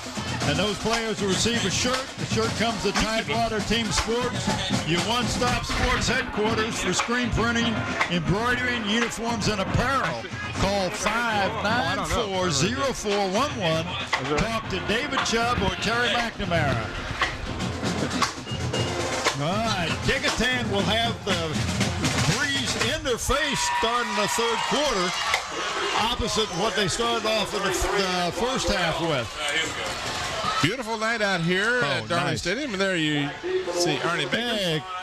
They talked about Gannon-Baker earlier. I remember going to the games when Arnie Baker was, because I was you were just a youngster. I was just a youngin'. At the 9-yard line, this is Mathis right up the middle. Look out, one man to beat. Can he outrace him is the only question. And it's not number 9, by the way. I got some erroneous information. Just at the 1-yard. No, it's a touchdown. They say it is a touchdown. That was Isaiah Shepard. Shepard. What a nice run. He got some nice blocking, Tim, but he found a crease and went right up the gut. I tell you, I thought he was going to get caught, but he just waited too late. Number 25. Who said 9?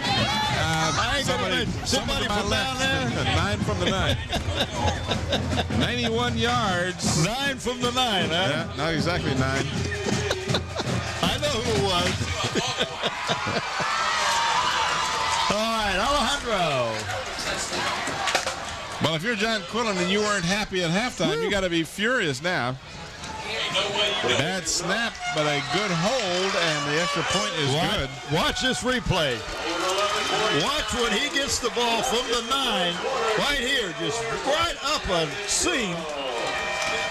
Only had one man to beat at that point. That was number 33, Antoine Burrell. And it looked like he got him. Yeah, he got him. He got him. You can see he got in the end zone. Yeah, because he hit the pylon. So the Warriors get the crowd back in the ball game with a terrific kickoff return by Isaiah Shepard. That took him 15 seconds. Yeah, hasn't had a lot of offense, but it was a 100-yard dash in 15 seconds. That's pretty good. Well, you got to count the time when he kicked the ball for it to get there, too. All right. 91 yards in 12 seconds. And he went off to the side. So, basically he probably ran close to 100 yards. He didn't go straight ahead.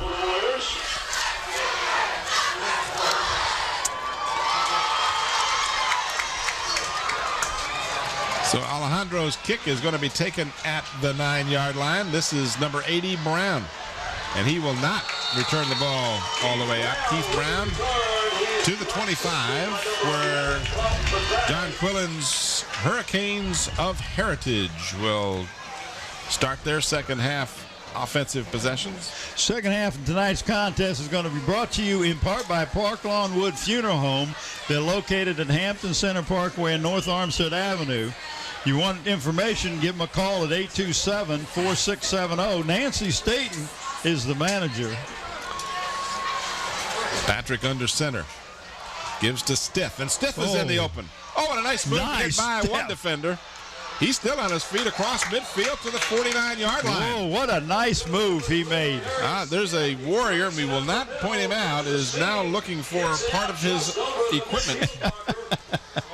Right, this move and right, a great fake right here. Right here. Whoops. It'll be a first down for Heritage. So the Hurricanes start with a little bit of action of their own. A gain across midfield to the 49. And that was more yards than they picked up the first half. Yeah, just about. That was their third first down of the ball game. Patrick rolling, looking, and throwing, and it is caught, but they say no, he was out of bounds. Did make the grab. That was Keith Brown again, but he was out of bounds when he got it.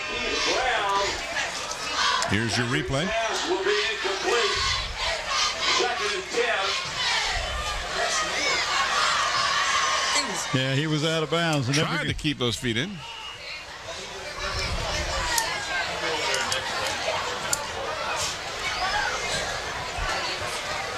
Some of the local television stations coverage. This is Stiff, and he picks up 3 to the 46-yard line. 3 yards, third down and 7. That was number 6 making the stop. That's Mayo. Tackle Deron Mayo, number 6. Third down and 7 for the Hurricanes. Not a popular name or word to be heard around these parts. They got double wide to the top of the field. And a swing pass to Keith Brown. He's got the ball, but he will not have enough for the first down. So Coach Quillen will have a decision to make here as they'll mark the ball at the 42 of Kecoughtan. A little bit like a flanker screen that time. He had one other player out there to block for him and had some linemen coming over, but defended pretty well. About 2 yards for Heritage. So they're going for it, isn't they would appear to be. 41-yard line. Now, you think they might try to pull them off? We've seen Hampton and Phoebus use that very effectively, especially Hampton. Well, they're just going to snap the ball. And that's going to be very close. He got it. If the guy on this side is if he's marking it, you're right. And he does. Yeah, he's got the first down. 3-yard gain and first down. He'll pick up about 3 yards, and that should be. So good effort to get the first down for the Canes. I'll tell you, John Quillen's made some adjustments during halftime with that offense.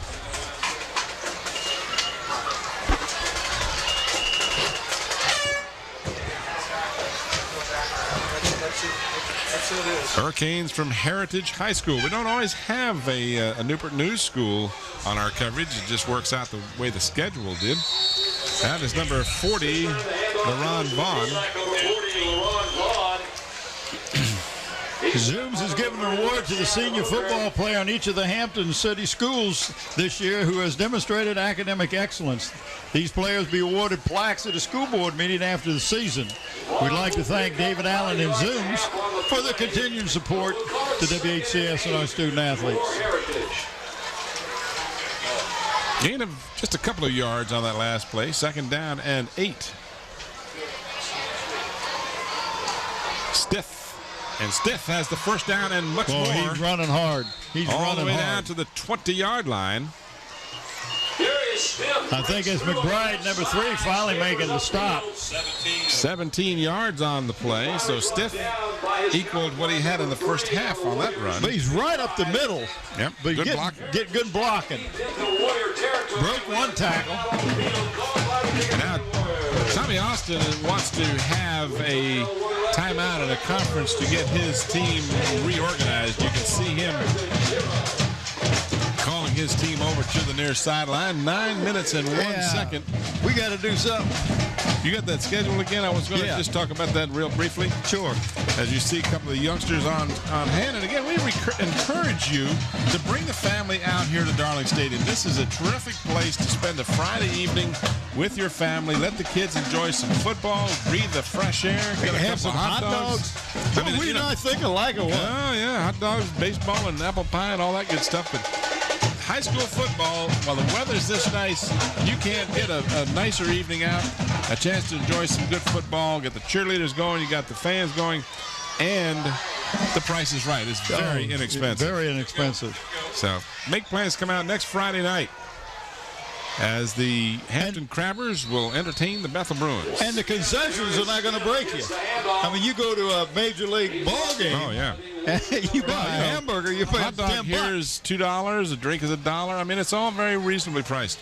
Stiff now in the second half got 12 carries all total for 66 yards, 49 of those 66 yards coming here in the early moments of the third period. Second down and about 7.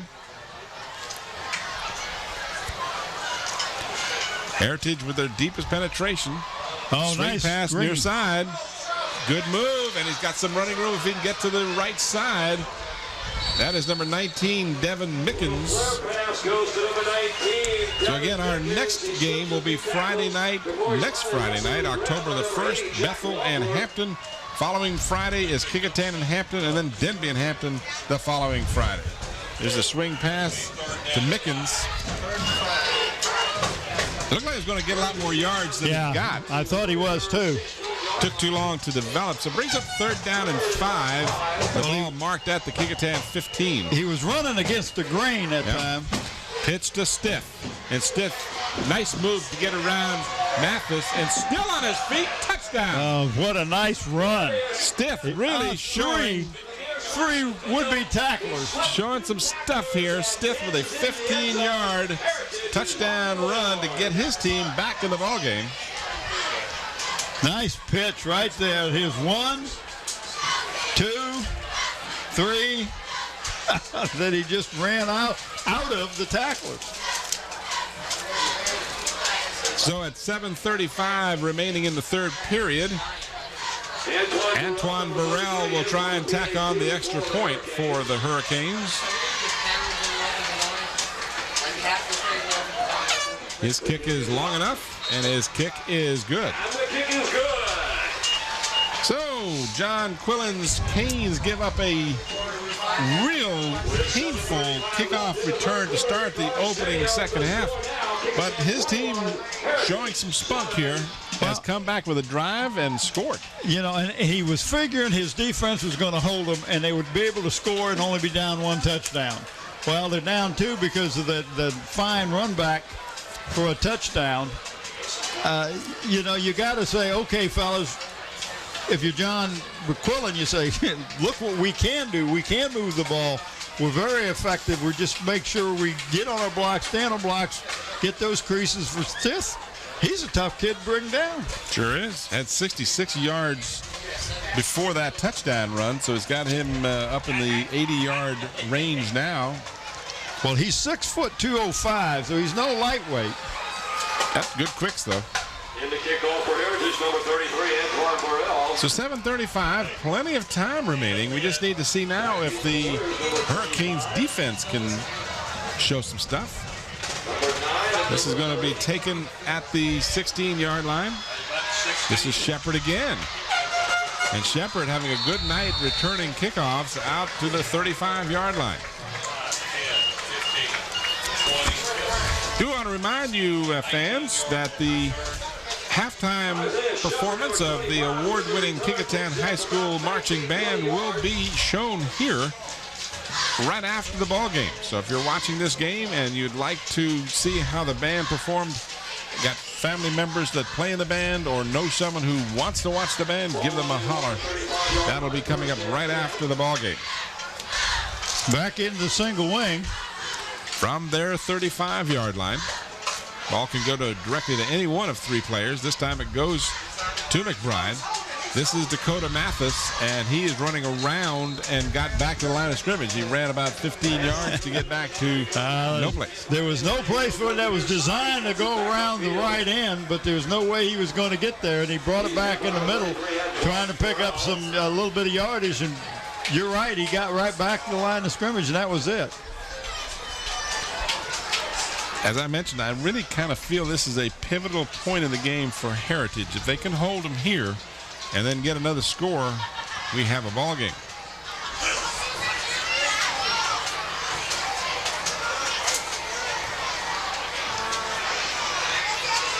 It looks like Mike Gaddis, number 44, with the ball. Was that who had it? Heritage saying there was a fumble. No official indication yet. Now they're going to stop the clock and discuss it for a moment. Ball came loose. I guess the question is, was it down? Was the ball carrier down when the ball came loose? As always is the question. No official indication of a change of possession yet. Come on, whose ball is it? Well, I think they're discussing, was he down before the ball? Was his knee down before the ball came out? It's a rather lengthy discussion. I think the question would be yes or no. Give me an answer, and we'll see what they indicate. It is a change of possession. So a lengthy discussion results in a turnover, and just Costly what the doctor turnover. ordered if you're the Hurricanes. The ball loose, and after this guy, you know what, to the credit of Charlie Davidson's group, you talk it over, you make sure you get it right, and then you make the call. So now the Canes will have the ball right back, trailing by 14 points. And now we've got a stoppage of play. I think Tommy Austin wants an explanation. And he's due an explanation. Well, you know, and normally you wouldn't be, but after what was clearly a lengthy discussion, they changed the possession. Yeah. So I would ask the same, and he's not doing it in a inappropriate manner. He just, as you can see him there, he's not throwing his hat down or going wild or anything, but he came over to Charlie Davidson and wanted to know what was, you know, if it was a fumble, why wasn't it decisively determined, you know? Why did you guys need to have a caucus to decide it? Nonetheless, the Canes have it, trailing by 14. This is Stiff, who's been the ball carrier of record all night long for these Canes. And he picks up good yardage there, picked up a good 5, almost 6. Well, I'll tell you, Coach Quillen got him in there and said, listen, fellas, are we going to put our head down and walk away from it, or are we going to come out there and play like we're capable of? He's challenged them, and they're living up to it. Stiff picks up 5. In a shotgun.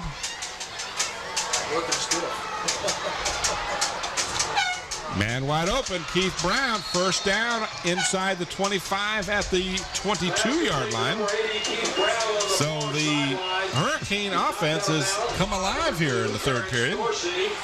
Watch this replay. Doesn't take but a couple of things to get your kids to start walking with a little bit of bounce. Well, Big Mo has turned this game around a little bit. Turnover, giving the Hurricanes a good opportunity. Quarterback tripped on his own center's feet. The center stepped back and caught his foot, and he couldn't catch his balance. That happens. The center maybe has to make a move to block somebody, and when he does, he takes that little step back, and he does it quicker than the quarterback and get out of there. So a loss of 3 makes it 2nd and 13. Under the center now is Michael Patrick. And he'll give it to Stiff, and Stiff will be caught from behind on a nice defensive effort. Oh, well, he was. Second or third time we've seen Jonathan Ash. Yep. Ash read that play perfectly and stopped him for a loss before he got out of the backfield. They'll actually record a loss of about a half a yard. So it brings up 3rd down and almost 14 now. Crucial third down coming up for the Hurricanes. So they're going to back into the shotgun, Tim. Yep.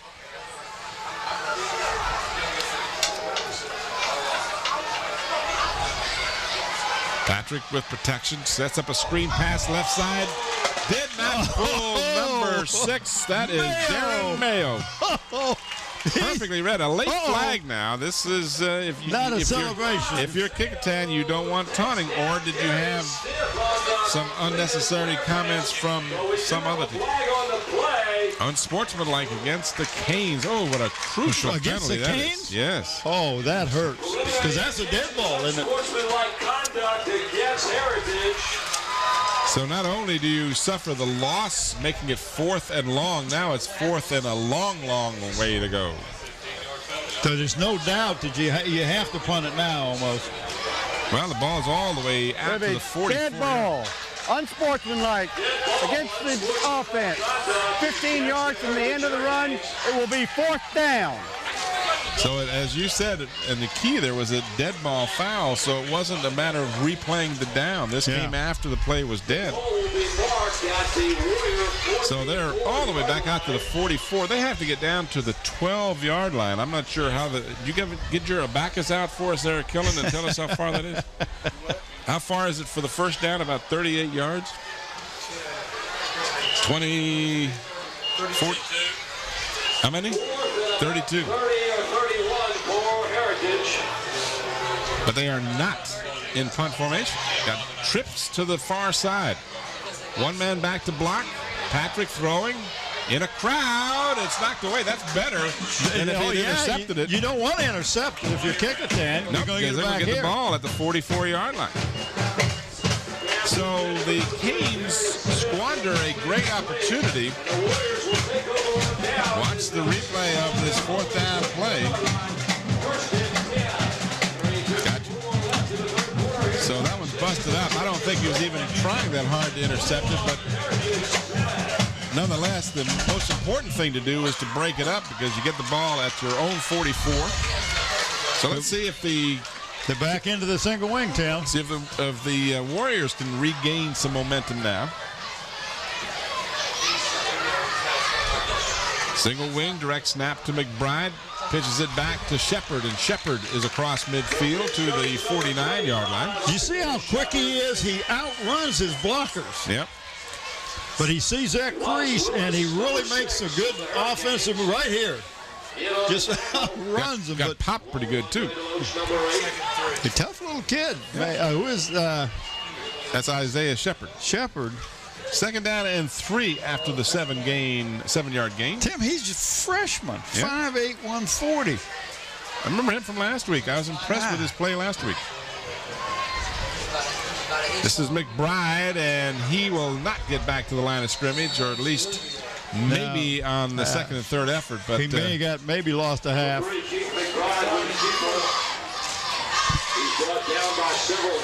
I'm not sure who we're looking at in that picture. That's the kicker. Is that the kicker down there stretching? I don't know. I can't get a number. Yeah, 17 sure is. Alejandro, his brother, helping him stretch. So the ball marked clearly and squarely on the 50. 3rd down. An 8-man line, Tim. Almost 9. Look at that. Yep. 3rd down and 4. Direct snap. And the Canes were ready for that one. Well, you don't have enough people to block nine men. Yep.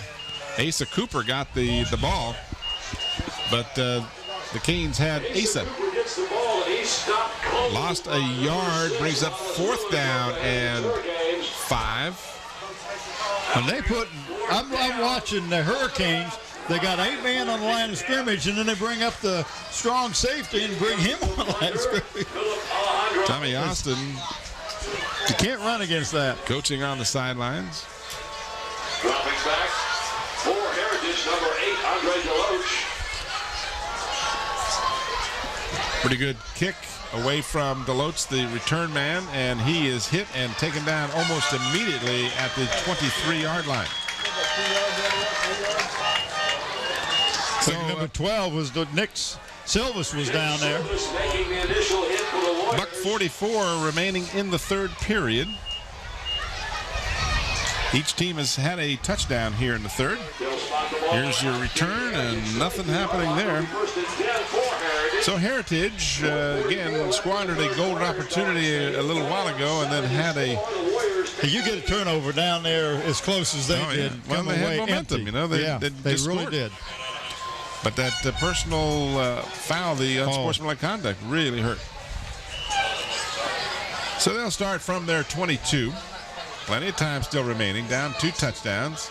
And the defense for the Warriors waiting on that play. Well, that was they handed that time to the fullback. They didn't give it to the Stiff. The fullback is number 40, Vaughn. I think that's who got the ball that time. It was a fullback. I don't know if Vaughn is in there now, fullback or not. Lost a yard, second down and 11. Yep, it was Vaughn. Just keeping them honest. About a yard. We'll call it second and 11.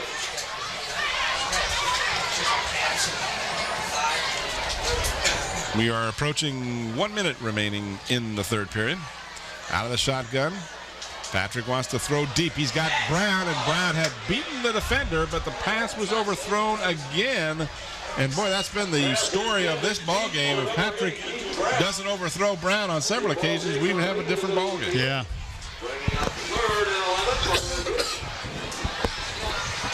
He's got a nice arm, but he doesn't have the touch to it.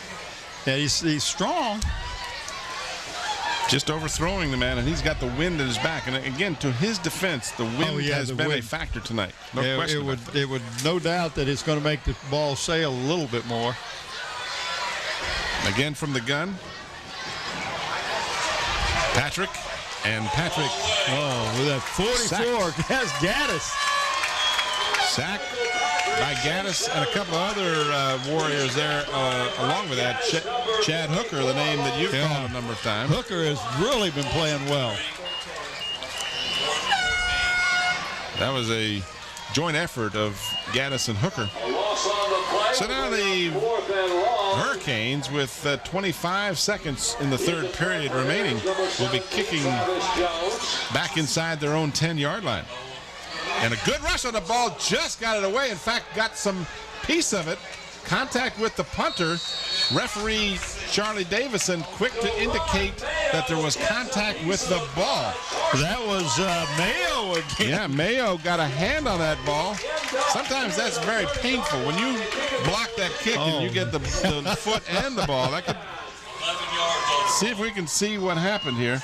You're going to see Mayo made contact with the ball, and therefore contact with the kicker was legal. Absolutely legal. But so, look with the position when they got the ball. Whoa, Charlie Davison just took a flop. Charlie, you dropped your... Hey, somebody out there just tripped him, didn't he? Yeah, he got tripped by that 35-yard line. And that one is just overthrown. Well, I tell you, McBride was running for his life. Just out of his reach. Yeah. Second and 10 for the Warriors. Ball intended for Nathan Robertson. Nathan's a big tight end, 6'3", 220, senior.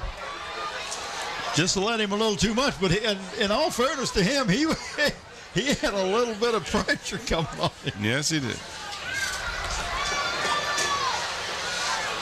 So operating out of the single wing again. 4 seconds remaining, likely to be the last play of the third.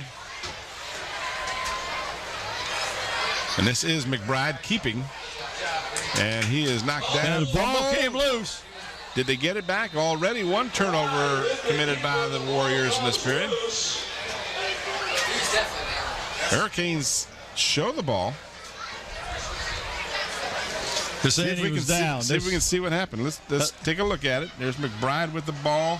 There's the ball coming out as he's going down. That ball was loose. They're saying it was down. Yeah. That's the end of the third quarter here, Darling. That was a great job. But that is the final play of the third quarter. So each team has a touchdown, and our score is still a 2-touchdown difference, 21-7. And let's go down to the sideline right now as Ron Baton has some special guests. Jennifer, let's go, Warriors! Jasmine Senior, let's go, Warriors!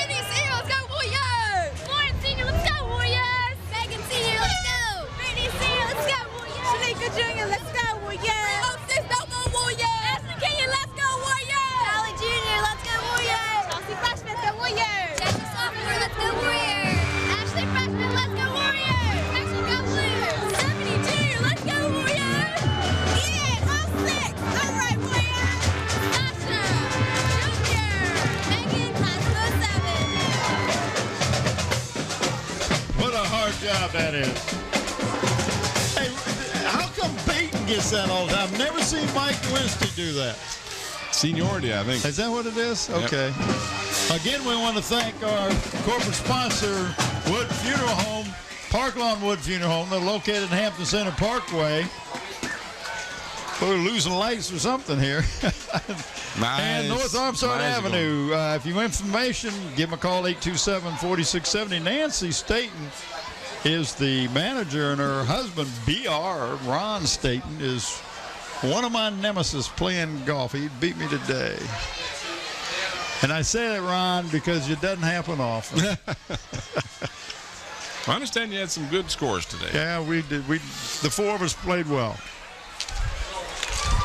This is my kind of golf weather. So oh, yeah. It was Eddie Johnson and Ronnie Staten played Jack McDonald and myself, and we just had a good time. That's code for we lost. Well, we won the front. Oh, okay. I'll give you that. We won the front. Inside handoff to Asa Cooper.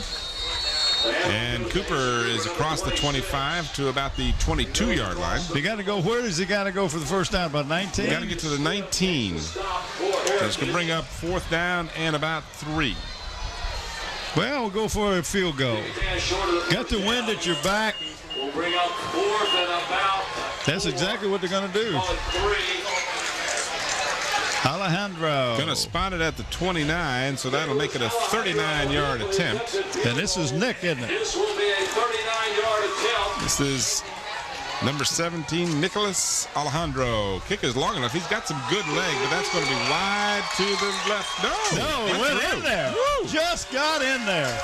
Oh, I saw the official leaning. Did you? No, I was looking at the goalpost. He was doing that. Yeah. I thought it was just swinging wide. It was, our angle is impossible to tell. Yeah. The official right there underneath the goalpost. So a 39-yard field goal. See if you can catch the official leaning down there. Yeah. Now watch it. See him leaning. Look at Yeah, no, and you can see the ball just inside the upright. Yeah, that was perfect. That's what he was doing. He was looking to make sure it was, and it was. Almost fell over. He was leaning so far. I was sure the wind, because all of a sudden like a gust of wind drove it to the left. But Alejandro, when he's been kicking extra points, has been kicking those 40-yard extra points. So clearly the young man has got a good, strong leg. We're talking about players from this area. There was a kid. We watched one of the All-Star games a number of years ago. The kid from western part of Virginia who went to Virginia Tech, Shane something. Can't think of his last name now. Help me on this. We watched him in that game, and we were marveling. This kid was kicking field goals of 40, 50 yards. Yeah. I mean, it was just all over the place with it. And I heard his name mentioned that he's actually kicking in the NFL. And before we're off the air, I hope I can remember his name. But the first name was Shane, and he ultimately went to Virginia Tech. Yeah. And did a great job of kicking there. And now he's in the NFL. Well, we had Houston that kicked for Mike Hampton. Houston went on to Tampa Bay. And I wonder if they'll remember some of those names when they're doing the top 100 athletes, because not that the Shane kid was from here, but Houston certainly was. Yeah.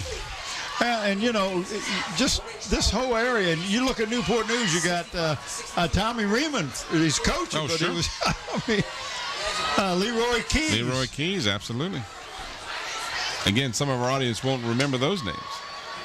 Tommy Riemann they would, but not Leroy Keys. Oh, that was incomplete and ugly. Pass. I'll tell you, you're glad. Was not pretty. You're glad if you're the Hurricanes that pass was called incomplete, because that was not going to be. Well, if it was completed, you'd have lost about 4 yards. Exactly. Best just bat that one down because it was so developed. Well, I think he was going to kind of shuffle pass, and he couldn't, so he went over the top. Defense for the Warriors had that one smelled out very well. The ball at 11:02 remaining in our regulation, and I say that because we've got a 17-point difference, but you do have overtime in high school football. Canes have a long ways to go before we talk about it. Patrick fakes the pass, now keeps it, and kind of tippy-toes out of the sideline. He doesn't run with reckless abandon. You notice that he's kind of a cautious runner. Kind of tippy-toes, doesn't it? Yeah, tippy-toes. I mean, I don't want to... No, that's not derogatory. No, I mean, it's just kind of... It's not put my head down and bowl my way forward. It's kind of like, do I go there? Do I go here? Oh, what am I doing? Okay, I want to run out of bounds here because I don't want to get hit. That's right. That's, you know, That's I'm going to stop the clock. That makes sense. I'm going. If he tackles me, I'm going out of bounds anyway, right? That's so right. What's a half a yard? Good points. Third down and about 5. Over the middle. Oh, nice. Picked off. Nice. No. Let it drop. Daron Mayo says, I got it. And the official says, no, you didn't. So we may or may not have it on replay, but if official is right there on top of it. Incomplete. Broke it up. Oh, it came out. Daron Mayo. The ball comes loose at all. Kind of looked like T.O.'s catch the other night against the Vikings, didn't it, Andy? Andy said he wore my McNabb shirt over the top of my Viking shirt.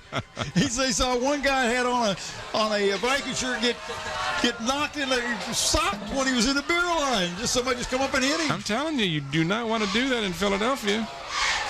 What are you going deep for? 4th and long, and on 4th down and 5, incomplete pass will turn the ball over in great field position. It'll be on the 40, check that, the 36-yard line.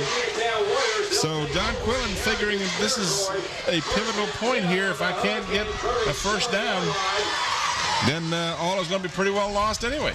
Down 17 points, 10:41 to go. So on downs, the Warriors take over at the 37-yard line of Heritage. Yeah, well, they're waiting for number 64 to get in there and say, hey, guy, we need you in here. You're called the center. You're the center. We can't snap this ball without You're probably going to want to get in here because no one else knows how to do it. Yeah, because you got 3 guys you can snap it to. We don't know which one it goes to. And it goes to McBride, and he gives to Shepard. And Isaiah Shepard, hugging that ball for dear life, is stopped at the 34-yard line, a pickup of a couple of yards, almost 3. Look at all that mass movement. There's just all kinds of movement there because you've got all this misdirection going on. Mark it at the 34-yard line. I want to see somebody come out with 7. the box, the old Notre Dame box and the shift, and they all 4 shift. Oh, you're really dating yourself now. The 4 Horsemen, right? New Rockney, yeah. Well, you know, you just don't see the single wing anymore. Yeah. Asa Cooper picks up a couple, so the Warriors just picking up 2-3 yards at a clip here. And all this time, the clock is moving with 9:45 remaining. And they've got 3. Kane's got to score 3 times. Right. Or they've got a 2-point conversion twice, right? No, still got to have the 17. Right. That's right. 16 won't do it. 16 will get you within 1, but it won't do it. We will thank Zooms for their corporate sponsorship. Stop by one of the 14 convenient locations and get something to eat or fill up your car with gas. 3rd down and about 4. This is Shepard. He's got running room. He's got the first down. He's got the corner tripped up as he gets to the 20-yard line. Nice tackle by number 8. But not until he gets the first down, and they'll move the chains with 9:16 remaining. That was Andre DeLoach. If he hadn't have got him right here, yeah, he was gone. He would have. He could have taken that in, maybe. That was an old student body right movement there. Everybody blocks, go to the right, and hopefully get the first down. They did. They mark him down at the 20-yard line. So it'll be first down at that point. Single wing formation. Inside handoff goes to Mathis. Mathis needed to cut it in and not out. He tried to outrun that defender instead of cutting inside. Holden got him. Holden was holding him? Holden was holding him. Picked up 3, though. Almost 4. Let's call it 3. 2nd down and 7. Clock is moving. Ball is at the 17-yard line. 2nd and 7. A 3-yard pickup on the play. 17-point difference in the ball game. And we've got a Hurricane in the neutral zone. Let's see if he was pulled off or jumped off. Well, regardless, if it goes against the Canes, yeah, encroachment. I mean, that brings you up a second and real short. Yeah, I couldn't put on my brakes. Yep. We have a dead ball, encroachment on the defense. 5 yards, still 2nd down. I wonder if we can get an instant replay on Charlie falling down, because he's going to get a copy of this tape. I wasn't going to bring it up, Charlie. That was Bob who brought that up. Fake pitch. Got the first down. That's Terrence Dorsey. Dorsey, yeah. Him and McBride kind of. He's tackled by Wallace Willis, number 6, along with number 4. Down from the ground level. So it is a 1st and goal. The ball about the 8-yard line. The ball inside the 10-yard line is about the 7 or 8. Moving 1st and goal, Warriors. Boy, another score here just kind of shut them down.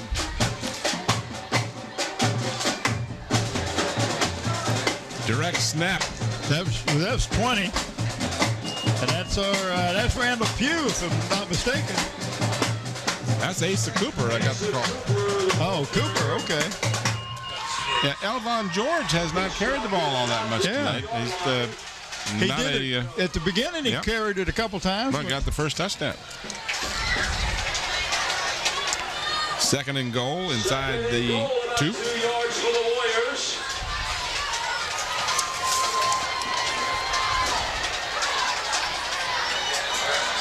This is Cooper again, and following his blocking, he's in for the touch. Yep. Did a good job following that blocking. He's hit at the center of the line and bounces off a couple of defenders, finds a hole, sneaks through the pay dirt, and the Warriors once again are on the board. So the Warriors take a commanding lead now, 30-7. 7:10 remaining in the ball game. Again, some further discussion, but finally a signal of a touchdown.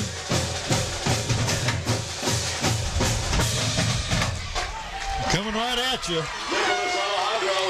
No, he's clearly across the goal line. Yeah. I'm not sure why it took so long for an official indication. I think they were talking about going out and getting pizza afterwards. Must have. They could go to zones. They could. We got a flag down and a block kick, but that's to the benefit of the Warriors. That was a no play at this point. It's either, well, we'll just wait and see. In any event, it was no play.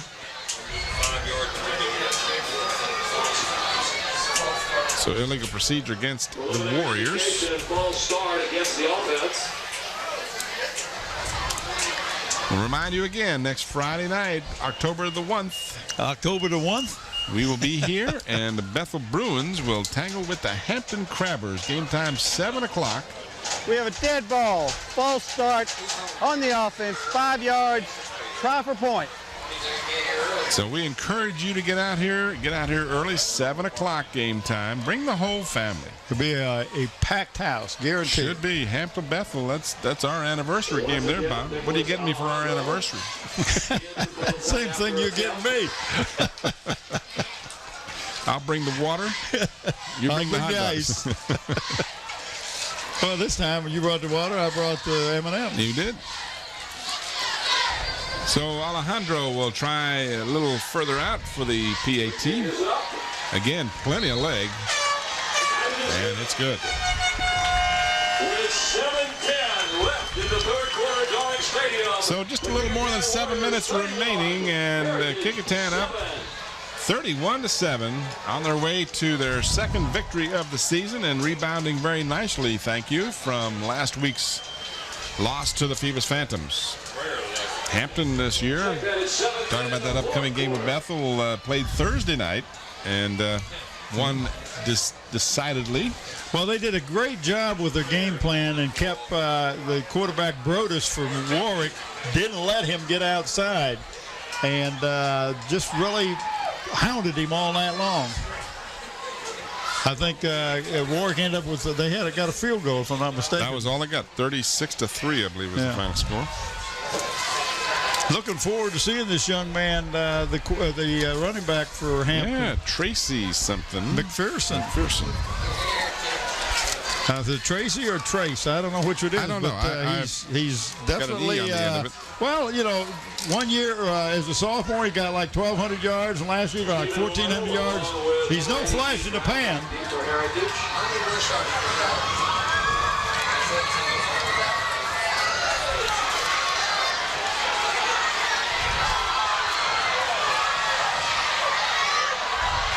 Good job that time. Started it up the middle and then broke it to the outside. All the Warriors kind of pinched in and picked up good yardage on a return. He goes to the far side. Now watch this, Tim, as he walks right up works it up the middle, and then all of a sudden breaks to the outside, and all the Kecoughtan Warriors are inside. Mm-hmm. Did a good job of picking up some additional yardage. Takes it out to about the 31, huh? Stephen Royal. Nice run back. About a 29-yard kick return. Other than that one drive, that's been the total success, if you will, of the Canes tonight. Has been their kicking return game. They've had, unfortunately for them, they've had a lot of opportunities. So Patrick out of the shotgun. Has some time over the middle, drops the ball. That was Brown. Oh, check that. No, that's 84, not 80. 84. That is Raymond Simpson. And he had that ball. Michael Patrick just buried that ball in the between the numbers, but he just couldn't bring it in.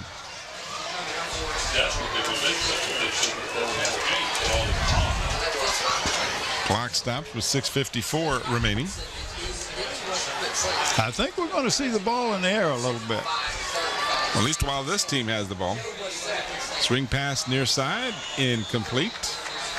So a couple of near plays. That's just drop pass. That's lack of concentration because the quarterback got the ball to both of those receivers. It'll be 3rd and 10 for Heritage. So some of the crowd starting to file out here at Darling Stadium.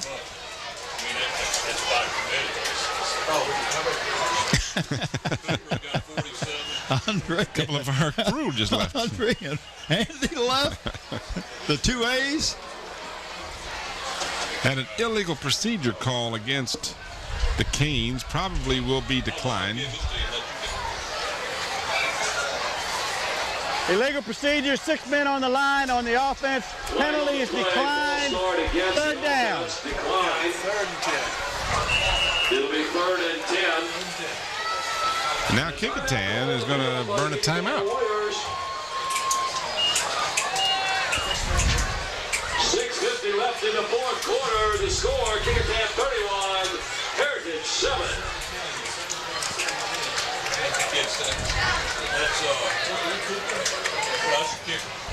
Well, we've got some, as I mentioned before, got some good games coming up in the next couple of weeks. Of course, Bethel, Hampton next week. Then we've got Well, Kecoughtan we got Hampton like 4 weeks in a row, starting on the 1st. That's right. They are the home team next week against Bethel. They're the home team the following week against this Kecoughtan team. Then they host Denby on October the 15th, and then they play in the big one, the 22nd of October, Hampton Phoebus. Yep. And Kecoughtan will be visiting Bethel. We'll have that game for you on the 29th of October. Warwick will be here against the Phoebus Phantoms on the 5th of November. And Give then us a chance to see Brodus. Yep. And then a final regular season game. We'll have Phoebus and Bethel on the 12th of November. Late season has started late and it'll end late as sacked on third down and 10. Michael Patrick sacked again. And that won't help their positive yardage totals. He just didn't have anybody to throw to. No, and nobody blocked Wampler. Yeah. They had 3 rushing linemen for the Warriors and 6 blockers couldn't handle them. So now it'll be 4th down and, let's see, 5, 7, 4th and about 17. Or 4th and long. Or 4th and long. That's the easy way to go with it. That looks like about 17. I think you're right. Travis Jones standing at his 10-yard line and whistles and another stoppage at play. 5:58 remaining. Delay of game, so they took too long. Delay of game against Heritage. That'll move it back 5 yards.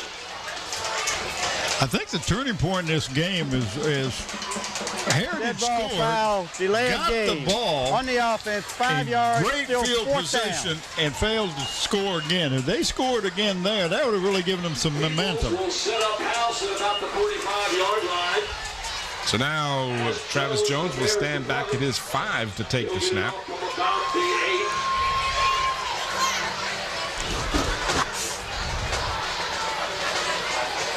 And somewhat oddly, the ball downed before it had a chance to take a roll for the Canes. So the Warriors will get it back. 5:51 remaining in the ball game. They lead by a healthy 24-point difference.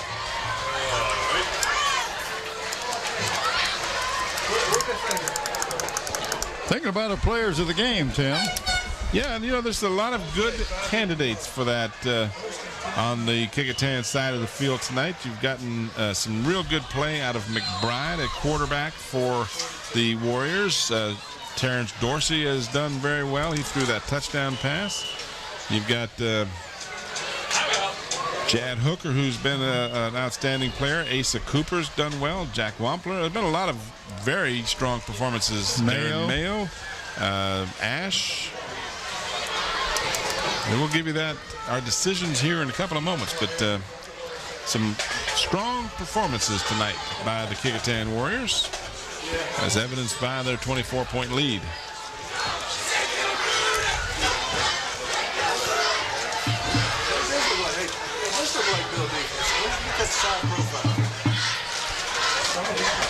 .551 remaining in the ball game. Kecoughtan 1st and 10 at the 42-yard line of Heritage.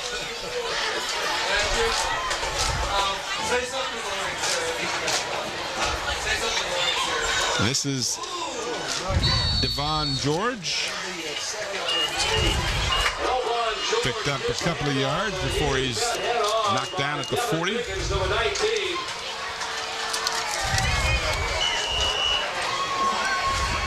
George, 5'7", 165-pound sophomore, as he is hammered to the ground, not before he gets a couple of yards. And more importantly, for the Warriors, the clock is moving. So they'd like to get a couple of first downs here and burn about 4 or 5 minutes off of this clock and go home. Hopefully not have any injuries. Get away with their second victory of the season. This is George again, and he is upended as he gets to the 36-yard line. He's hit by number 77, Aaron Elliott. Boy, this has been a beautiful evening for football. The only thing that's been a little tough has been the wind. And it has not affected the passing game that much. The kicking game, if you're kicking into it, but Nick Alejandro, I mean, he kicked the ball well into the wind, so that hadn't affected him any. Third down and about 4. They are in the conventional set. And this is George again. Devon George, first down and then some as he is taken down inside the 25-yard line. And that'll be another first down for the Warriors. He's finally brought down by number 8, Andre DeLoach. Great to see you. Well, He'll be a man.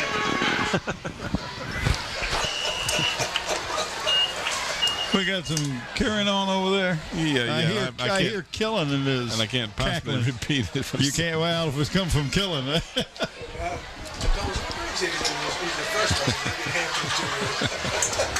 This is George trying to cut the corner. Didn't get it. He coughed the ball up, but it was after the whistle blew. He was taken down by Roy Jackson, number 7 of the Canes, as the 4-minute mark now is on the board. So let's talk about our players of the game, Bob. And I think you and I, after some deliberation and not an easy choice, but now we're going to defensively, we're going to go with Chad Hooker, and again a lot of other good candidates for that. A lot of them, and Isaiah Shepard for offense. Right. So Shepard and Hooker are our players of the game for the Kecoughtan Warriors. And they will receive a shirt. Comes from Tidewater Team Sports. I haven't gotten my shirt this year. I guess you haven't. No. Well, you haven't shown any outstanding ability yet. No, you're right. I can't. When you're right, you're right, Bob. Well, I called Don and she says, "Wait a minute, that's not good there." She says he's going to have to prove in a lot of areas. Like mowing the lawn. I do good lawn. Oh, do you? Well, the day I called, you evidently hadn't done it yet. So okay. Third down. But we'll see what we can do. We can see what we can do. Inside the 3-minute mark. Yeah, I wear those T-shirts when I work in the yard, when I go to Costco on Saturdays. Third down and 3. No first down. In on the stop, the Samuel Green. He's a little boy, 6'2", 324. That's Dante Harrison, 5'10", 350. Going into the lineup. He played a fair amount last week. Yeah. Played guard and tackle at the same time.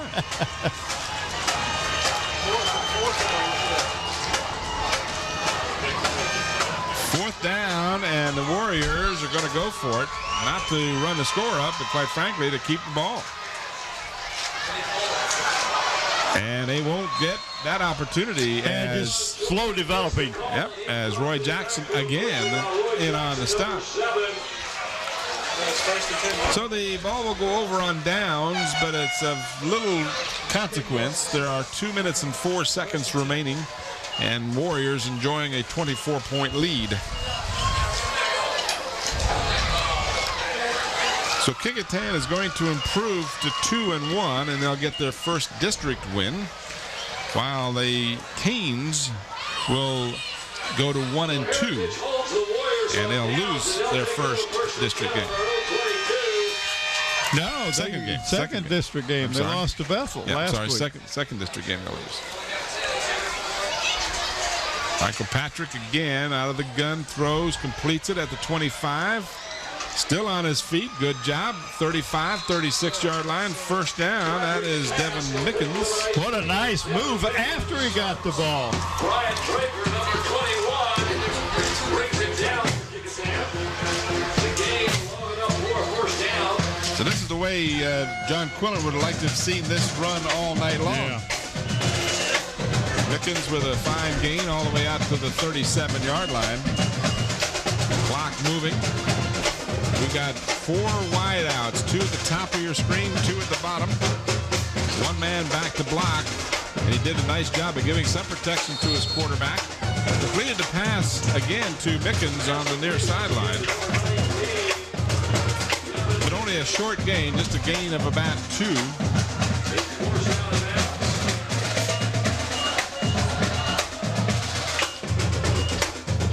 Good job that time for the defensive or the offensive halfback picking up the one of the blitzers.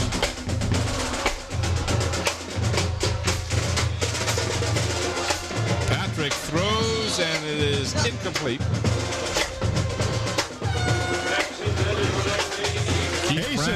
Asa Cooper is getting, I mean, he is putting pressure on the quarterback, but he got hit by about 3 people right there. And that was a one-hopper.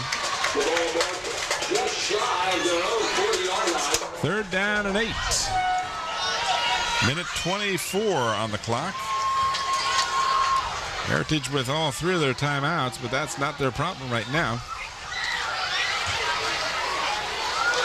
Gonna get a man wide open, just off his fingertips. And that's been their story all night long. Overthrown passes. Well, and he was so wide open. Oh, he was in for the score if he could bring it in. And I don't understand where there's a breakdown in coverage that time, because nobody was there. Had the center or third of the field. So it's 4th down, last gasp for the Canes. They will, in fact, be going for it, apparently. 1:16 left in the game. Patrick leads his charges up to the line of scrimmage. Good protection over the middle, completes it to Stiff. And Stiff will get the 1st down at the Kecoughtan 40-yard line. That was a nice route that time by Stiff. And you know, going down to break it in the middle. You're going to see these stats tomorrow, and you're going to say, wow, the yardage was fairly even between these two teams. It's certainly not that disparagingly different according to the score, but a lot of this yardage is garbage time, if you will, in the basketball game. It means nothing because it's against a kind of a soft coverage.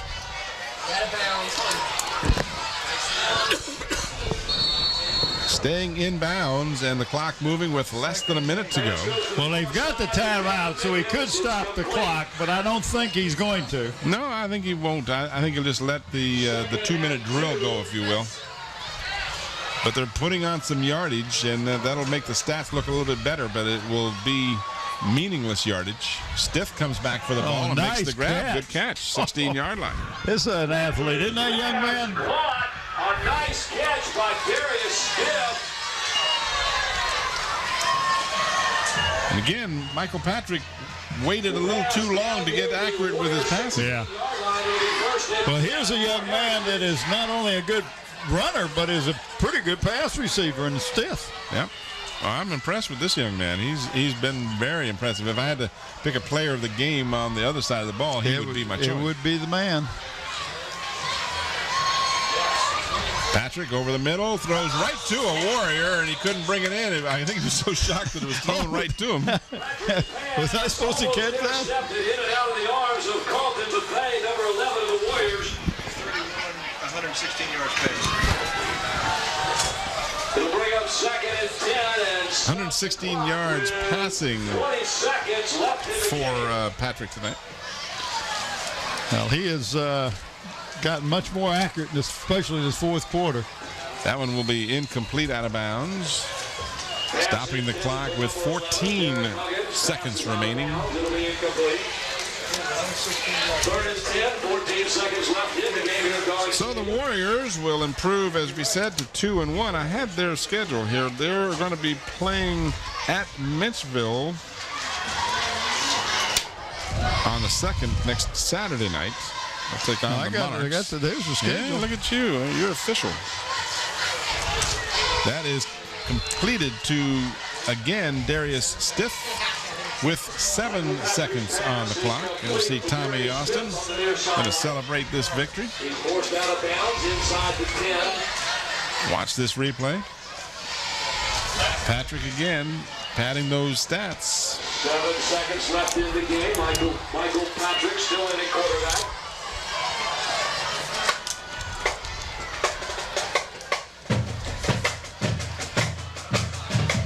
The Heritage incompleted pass with 2 seconds remaining.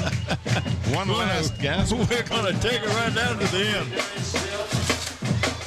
Incomplete pass. 2 seconds left in the game. Final play coming up, barring a penalty.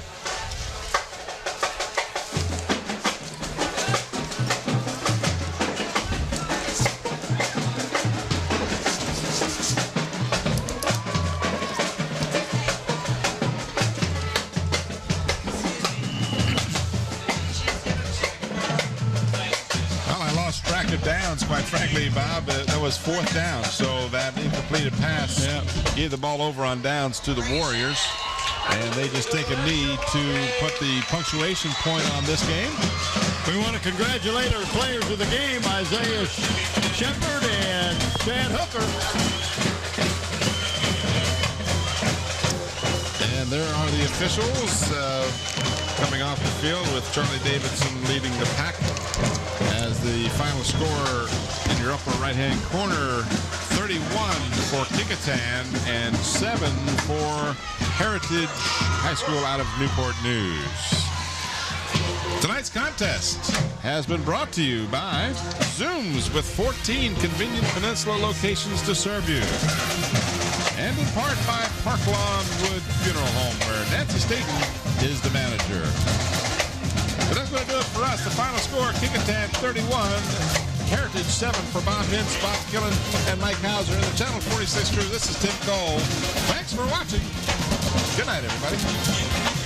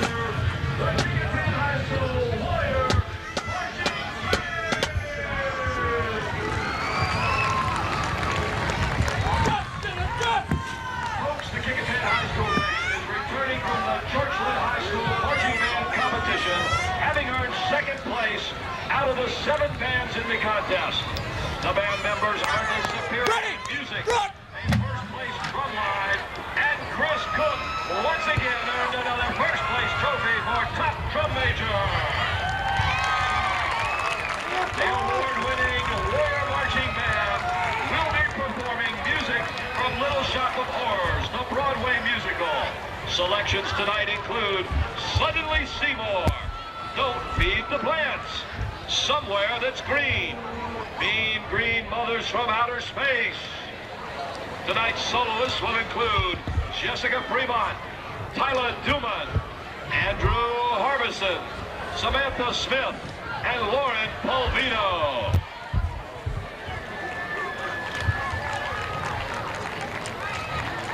Drum Major Chris Cook, is your band ready?